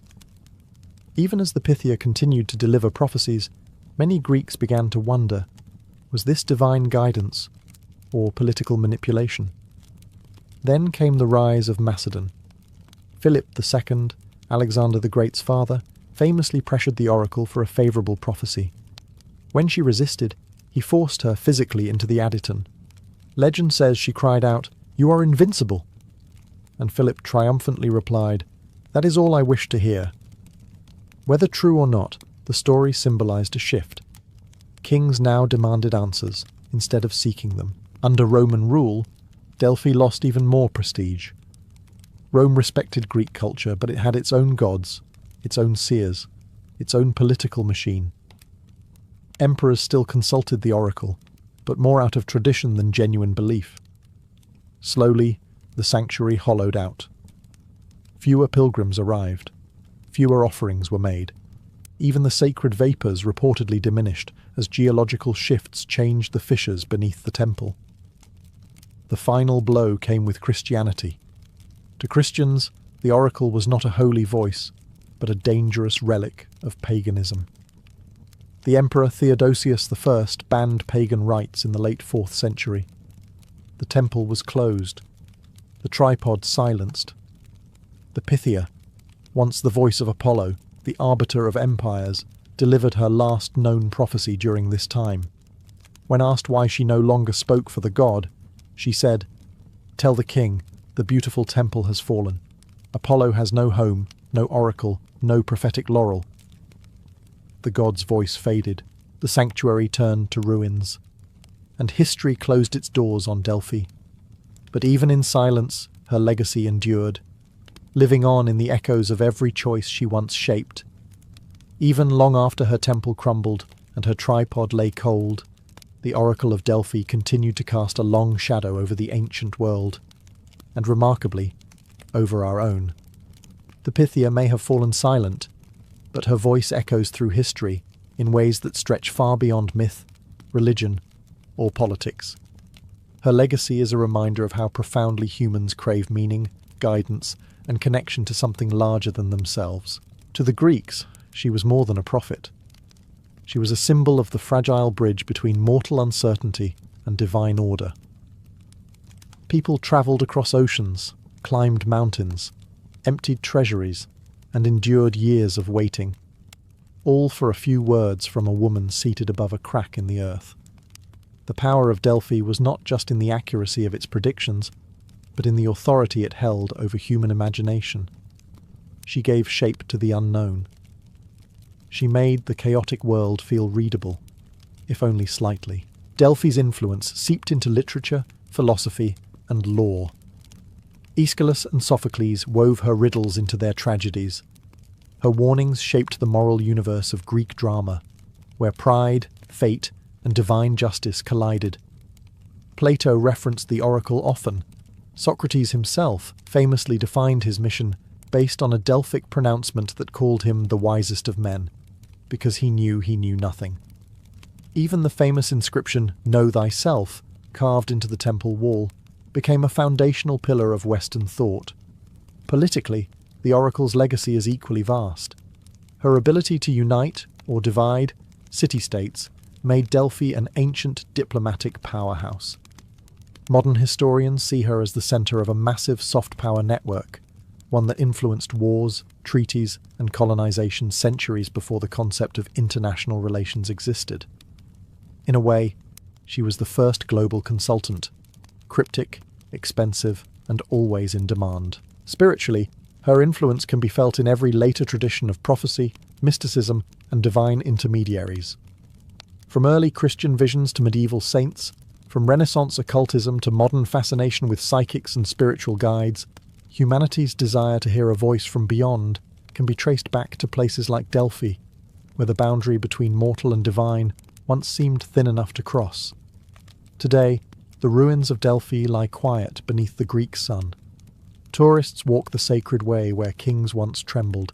The temple's stones sleep, the air is still, and Apollo's voice has been silent for centuries. Yet the story of the Pythia endures, not as a relic, but as a testament to the timeless human hunger for guidance, fate, and mystery. Her tripod may be empty, but her power still resonates in every question we ask about the future. For the Illyrians, strength was not a luxury or a hobby. It was the backbone of survival, the language of tribal honour, and the currency of leadership. In a land defined by mountains, dense forests, roaring rivers, and unpredictable weather, A weak body was not just inconvenient, it was dangerous. Every valley, every ridge, every cliff demanded endurance. And so the Illyrians grew into people shaped not by choice, but by necessity. An Illyrian didn't train to look impressive. He trained because the landscape itself demanded obedience. Children weren't eased into athletic life. They were thrown into it. A boy might learn to run on steep hills long before he ever learned to write his own name. A girl could swim across cold mountain rivers before she knew how to weave. Strength was an expectation, endurance, a requirement, resilience, the closest thing Illyria had to religion. They were not sculpted like Greek athletes, proudly posing in marble perfection. The Illyrian ideal was wilder, rougher, built from uneven terrain and constant hardship. Their muscles came from lifting stones while building hill forts, wrestling livestock, carrying heavy gear through dense forests, and running messages between tribes. In Illyria, you didn't hire a trainer. You just lived. Warrior culture ran deep. Every tribe expected its youth to grow into capable defenders of the clan. This wasn't a world of professional armies. It was a world where nearly every man was expected to fight when the horn sounded. Athleticism was therefore inseparable from martial skill. A good runner could outmaneuver an enemy. A strong swimmer could cross rivers during raids. A skilled rider could bring news or death faster than anyone else. The body was a weapon, and training it was a sacred duty, and behind it all was pride. Tribal pride. Competitions weren't polite games. They were tests of strength that could elevate your family's reputation. A single victory in a spear-throwing contest could earn you a place in the stories recited around the fire. Winning a hill race could secure marriage prospects. Wrestling triumphs could turn a young warrior into a local legend before he ever entered his first battle. Physical skill wasn't just admired. It was celebrated, demanded, woven into the fabric of Illyrian identity. To be Illyrian was to endure, to strain, to sweat, to push your limits against the land itself. And in doing so, a young warrior didn't just build strength. He earned his place among his people. If the Greeks ran in stadiums and the Romans raced chariots, the Illyrians raced the earth itself. Hill racing, sprinting up brutal inclines, rocky ridges, and uneven mountain trails, was one of the most important athletic traditions across Illyrian tribes. It wasn't a sport created for entertainment. It was training disguised as glory, a ritual born from the reality that Illyria was a land where every village sat on a hill, and every battle required climbing one. To an outsider, watching an Illyrian hill race looked like witnessing a controlled descent into madness. The runners weren't lightly jogging across smooth terrain. They were charging up slopes that made goats reconsider their life choices. Feet slammed into loose soil, sliding stones scattered beneath them, and the air thinned with altitude. But Illyrians knew how to use the terrain. They used their arms for balance, leaned forward to dig into the incline, and cut sideways along natural ridges to conserve stamina. These races were far more than athletic contests. They were cultural events. Tribes gathered on festival days to celebrate with feasts, songs, and challenges. Young warriors lined up at the starting point, bare-chested or wearing simple tunics, their bodies already marked by years of running these hills. Elders stood nearby, watching with the keen eyes of men who had survived raids, wars, and harsh winters. They weren't merely observing, they were evaluating. A young man who ran well could be trusted to survive ambushes, deliver messages, and outpace enemies. A fast runner wasn't just admired, he was strategically valuable. Women raced too in many tribes, though their competitions were shorter and often tied to rites of passage. A girl who could sprint up a steep incline without stopping was celebrated as someone with a warrior's endurance and a mother's resilience. Two traits Illyrians equally respected. The finish line was rarely a simple straight path. Runners might have to climb over rocky outcrops, scramble across narrow ledges, or surge up a final impossible slope to reach a cairn or sacred tree. Spectators cheered, shouted insults, or drummed on shields to intensify the competition. The first to touch the marker received not just applause but symbolic rewards: a new spear shaft, a decorated belt, a wreath of mountain herbs, or the honor of leading ritual dances. More importantly, victory earned prestige. Families boasted for years about a champion runner.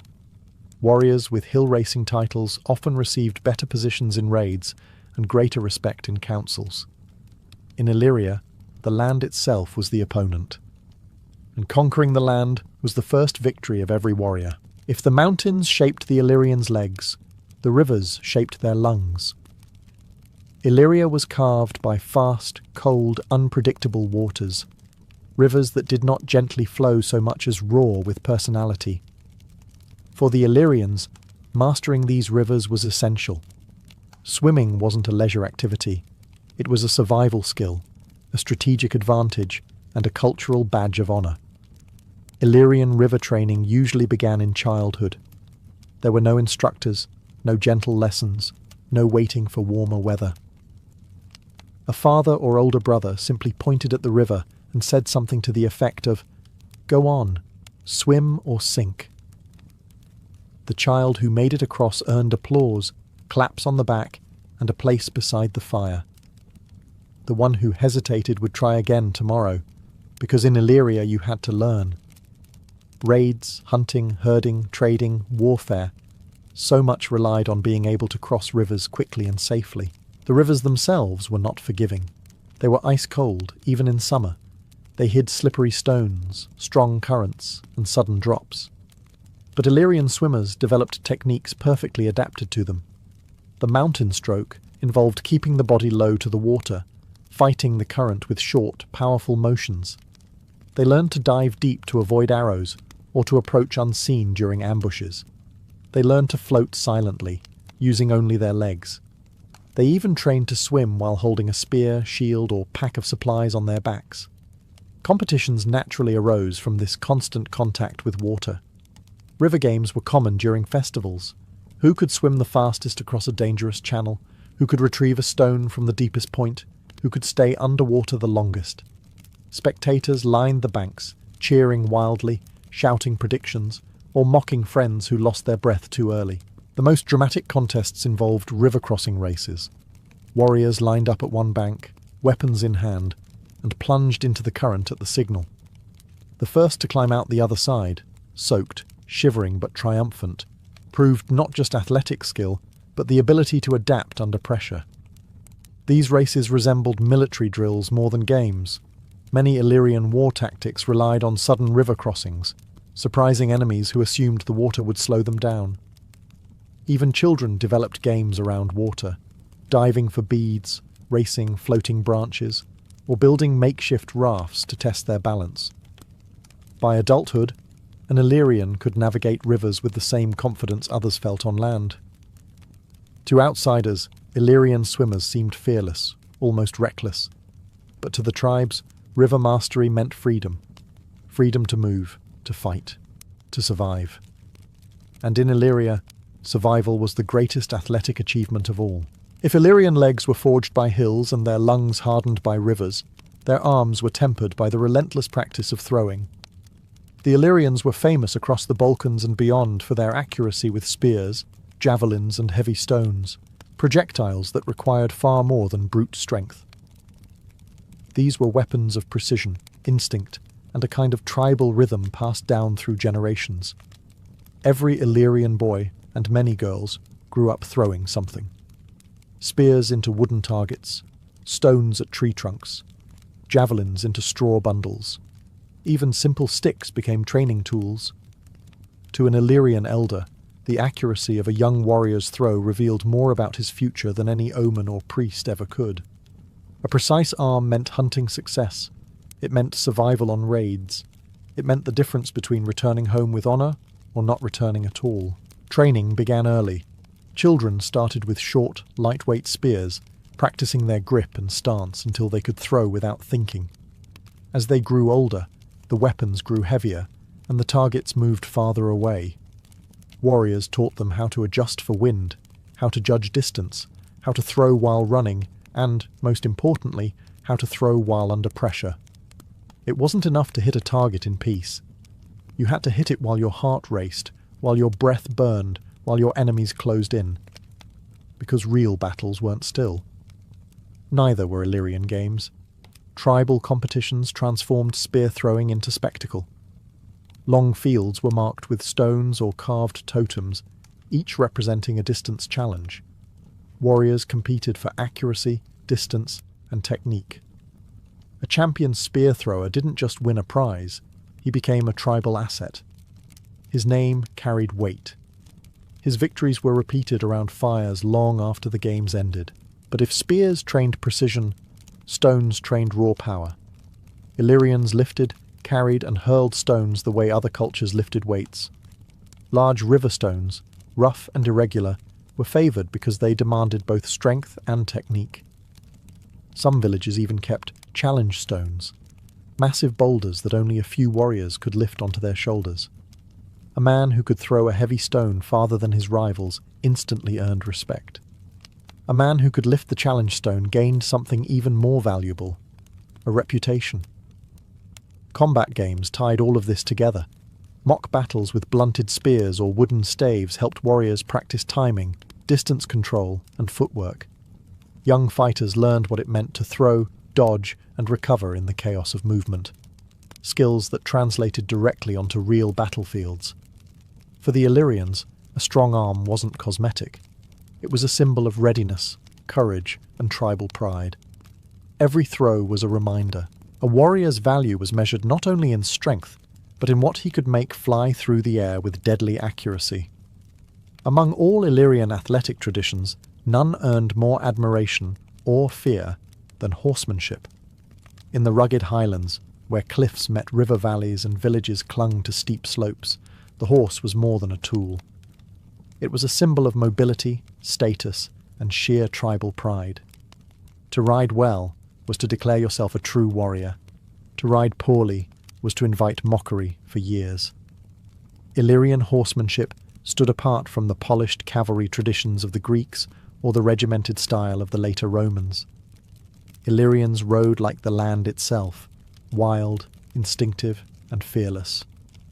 Their horses were smaller and sturdier, bred not for elegance but for climbing slopes, navigating rocky trails, and surviving harsh winters. These were not sleek parade animals. They were mountain companions shaped by a brutal environment. Training began early. Children learned to ride without saddles, gripping the horse with their thighs and balancing through instinct rather than equipment. They practiced leaning forward on steep inclines, pulling back on descents, and maneuvering through forests with tree branches whipping past their faces. Riding was not a separate skill. It was woven into daily life, herding livestock, scouting territory, delivering messages between tribes, or simply racing for the thrill of it. And racing was a spectacle. Illyrian horse races were chaotic, exhilarating, and unpredictable. Everything a tribe valued. There were no smooth tracks, no cheering stadiums. The racecourse might be a narrow mountain path, a riverbank, or a sloping meadow with hidden dips and dangerous turns. Riders didn't use bridles or reins in the Greek sense. They guided their horses with pressure, weight, and voice commands honed from years of shared trust. Spectators gathered on cliffs, terraces, or hilltops to watch. They shouted advice, insults, or encouragement, depending on how much they liked the rider. Betting was common, not with coins but with goods, knives, tools, livestock, or even promises of future favour. Winning wasn't just about speed, it was about control. A rider who could manoeuvre tight turns, maintain balance, and recover from missteps earned enormous respect. Warriors also practiced mounted spear throwing and javelin games, combining two essential skills into one deadly display. The best riders could hurl a spear at full gallop and strike a target with frightening accuracy. These drills directly prepared them for raids and skirmishes where speed and precision meant survival. To the Illyrians, a skilled rider embodied freedom, power, and noble fierceness. A man on horseback towered above the world, commanding space and movement in ways that resonated deeply with tribal values. In a land ruled by hills and horizons, the rider was king long before crowns ever arrived. If daily life forged Illyrian strength, it was the festivals that revealed it. These were not simple gatherings with polite applause and tidy competitions. Illyrian athletic festivals were thunderous, chaotic, exuberant celebrations where tribes measured themselves against each other in feats of endurance, courage, and barely restrained aggression. To outsiders, they looked like warrior auditions. To Illyrians, they were the beating heart of tribal pride. Festivals usually coincided with major seasonal events: spring's first blooms, summer harvests, the honouring of ancestors, or the marking of alliances. Families travelled from distant valleys, tribes raised colourful banners, and chieftains organised days of food, music, drink, and contests. The air buzzed with excitement. Drums echoed. Fires burned through the night. It was a time when grudges simmered, friendships strengthened, and reputations were forged. The tribal arena wasn't a literal stadium. It was any large open space, a meadow at the base of a hill, a riverbank, or even the flattened top of a mountain ridge. Spectators formed a rough circle, leaving the centre free for athletes to test their skill. Warriors wore tunics dyed in tribal colours, decorated belts, or tattoos representing victories. Even the youth painted themselves with ash and earth, eager to prove they belonged among future champions. Events were diverse and often intense. Wrestling was a highlight, grappling matches that showcased raw power and cunning. Illyrian wrestlers fought barefoot, bodies oiled or dusted, gripping each other's limbs in lightning-fast attempts to throw an opponent to the ground. The crowd roared at every takedown. A single spectacular throw could earn a warrior weeks of bragging rights. Spear-throwing contests were equally respected. Targets ranged from wooden shields to tree trunks, or even bundles of straw shaped like enemies. Competitors were judged on accuracy, distance, and form. Sometimes tribes sent their best champions against each other in head-to-head duels, each throw building tension as the crowd urged them on. Then came endurance trials, long-distance hill races, river-crossing relays, and stone-lifting challenges pushed bodies to their limits.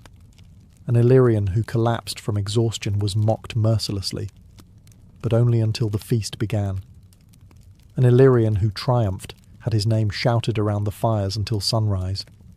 Women participated too, especially in certain tribes. They competed in sprints, river races, and throwing games, demonstrating agility, speed, and grit. Their victories brought honour not only to themselves, but to their entire lineage. The festival nights were equally intense. Victories were celebrated with music, feasting, and storytelling. Elders recited the achievements of past champions. Young warriors replayed the day's victories with exaggerated flair. Families exchanged gifts, alliances were strengthened, and sometimes marriages were arranged between tribes impressed by each other's athletes. In these festivals, Illyria's athletic spirit reached its peak, a fierce celebration of body, tribe, and the land that shaped them. For the Illyrians, athletic skill wasn't something that existed apart from warfare. It was the backbone of it. Every hill sprint, every spear throw, every river crossing served a double purpose: strengthening the body and sharpening it for the brutal realities of tribal conflict.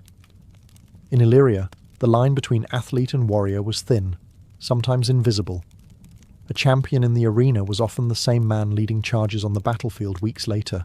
Illyrian warfare relied heavily on speed, coordination, and terrain mastery. Their homeland was a fortress of cliffs, forests, steep ridges, and twisting valleys. Armies that fought Illyrians complained that the terrain itself felt alive, always rising, falling, twisting. But to an Illyrian, these obstacles were familiar. They had raced those slopes as children, carried stones across them, and sprinted them during festivals. The land punished outsiders, but it empowered Illyrians. Training for war mirrored the athletic games, but intensified them. Morning drills began with uphill sprints carrying full gear, shields, spears, and packs. Warriors practiced moving silently through brush, weaving between trees, and climbing rocky outcrops. The same legs that won hill races could now charge enemy lines from above or outflank opponents faster than they could respond. Spear practice took on a more tactical edge. Athletes who once competed for accuracy now trained to throw in volleys, targeting enemy shield walls or cavalry. They learned how to judge wind, distance, and elevation during combat, not just in calm competitions. Warriors who excelled at throwing games became the elite skirmishers on the battlefield, men whose first strike often determined the outcome of a clash. River mastery also became a strategic advantage. Illyrian raiding parties were infamous for appearing where no army should logically appear, emerging dripping wet on the opposite bank of a river that scouts had sworn was impossible to cross. Their swimming drills prepared them not only for athletic glory, but for stealth maneuvers, ambushes, and unexpected retreats. Enemies could not predict Illyrian movements, because Illyrians themselves refused to be limited by nature. Horsemanship, too, transformed into military might.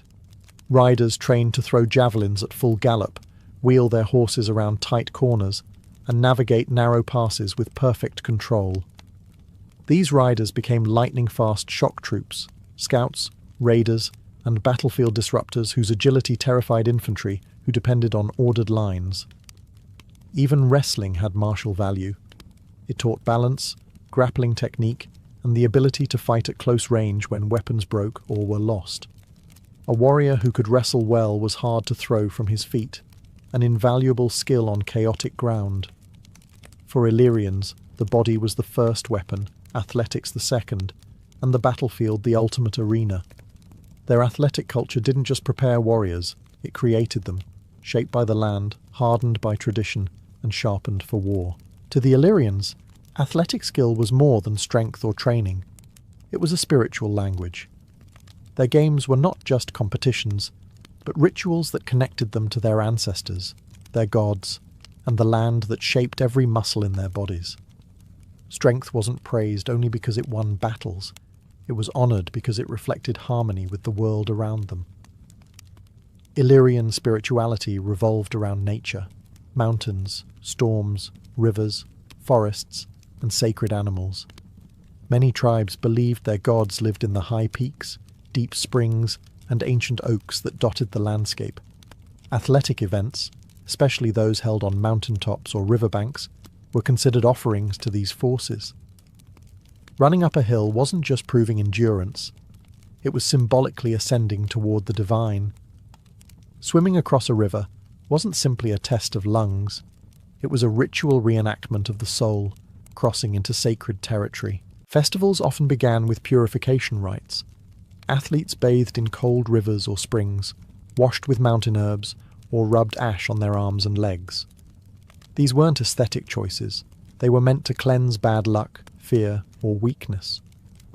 Before major contests, elders invoked the protection of local deities, pouring water or wine onto stone altars and calling for strength, clarity, and courage to guide the athletes. Tribal pride was inseparable from these rituals. Each clan believed its ancestors watched over the games. When a young warrior sprinted up a ridge or wrestled an opponent into the dust, he wasn't competing alone. He was proving himself worthy of his lineage. The Illyrians believed the spirits of the brave rewarded the brave. Victories weren't accidents. They were signs of divine favour. Symbols played a central role. Laurel or oak wreaths crowned champions, not for beauty, but for their sacred associations. Painted markings, spirals, zigzags, and geometric patterns often decorated the arms and faces of competitors. These were not decorations, but charms representing protection, agility, or strength. A warrior painted in tribal symbols wasn't merely performing, he was channeling generations of power. Even the landscape was sacred. Certain hills or rivers hosted competitions year after year because they were believed to carry ancient blessings. Some stones were considered witnesses, thought to absorb the energy of great feats and pass it on to the next generation. An Illyrian warrior didn't just perform on these landscapes, he bonded with them. In this way, Illyrian athletics became a fusion of body and spirit. Strength honoured the gods, endurance honoured the ancestors, victory honoured the tribe, to compete was to worship, to triumph was to transcend. And in Illyria, every race, every throw, every contest echoed with the heartbeat of a people bound to their land, and their legends. Though the Illyrian tribes eventually fell under Roman conquest and later cultural shifts, their athletic spirit did not disappear. It lingered, woven into the fighting styles of gladiators, preserved in the traditions of Balkan Highlanders, and echoed in the way later cultures viewed strength, endurance, and honour. The Illyrians left no marble stadiums, no Greek-style gymnasia, no temples dedicated to athletic gods, but their legacy lived in bodies, in battlefields, and in the rugged landscapes that shaped European history. When the Romans encountered Illyrian warriors, they immediately noticed something. These were not soldiers shaped by formal barracks training. They were shaped by terrain, hardship, and lifelong physical culture. Roman generals admired Illyrian stamina, often recruiting them into auxiliary units that required toughness: skirmishers, scouts, river fighters, and mountain troops.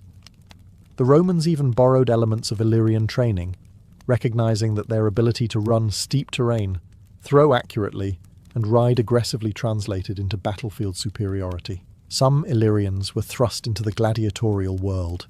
Their natural strength and martial instincts made them formidable fighters in the arena. Many gladiatorial schools incorporated Illyrian-style conditioning, hill running, stone lifting, weapon throwing, because it produced resilient bodies capable of dramatic performances. Even Roman spectators noticed that Illyrian fighters moved differently, wilder, quicker, more unpredictable, trained by nature rather than coaches. Beyond warfare and spectacle, Illyrian athletic traditions influenced the cultural identity of the wider Balkan region. Centuries later, mountain communities in Albania, Montenegro, and Bosnia would preserve echoes of Illyrian endurance culture: foot races on slopes, stone lifting contests at weddings and festivals, and horseback competitions that resembled the ancient Highland races. These traditions survived not because they were nostalgic, but because the land demanded the same skills it demanded 2,000 years earlier. Illyrian athletic values also left a psychological legacy. Strength was tied to honour, endurance to character, and physical prowess to leadership. Centuries after their tribes faded from the political stage, chroniclers still described Illyrians as fierce, tireless, and physically gifted. Even their enemies remembered them that way. Modern archaeology has revealed tools, weapons, and fortresses that illustrate the athletic lives they led. Training grounds beside hill forts, river fords designed for quick crossing, spear-throwing fields, and ceremonial spaces used for tribal festivals. These findings confirm what ancient writers like Strabo and Appian hinted at. The Illyrians lived in constant dialogue with their environment, forging bodies capable of matching its demands. In the end, the true legacy of Illyrian athletic culture isn't just in ruins or records. It's in the idea that strength comes from struggle, endurance from environment, and skill from necessity. A people shaped by mountains, rivers, and hardship left behind a legacy as rugged as their land. One that still echoes in every story told of their fearless, enduring spirit.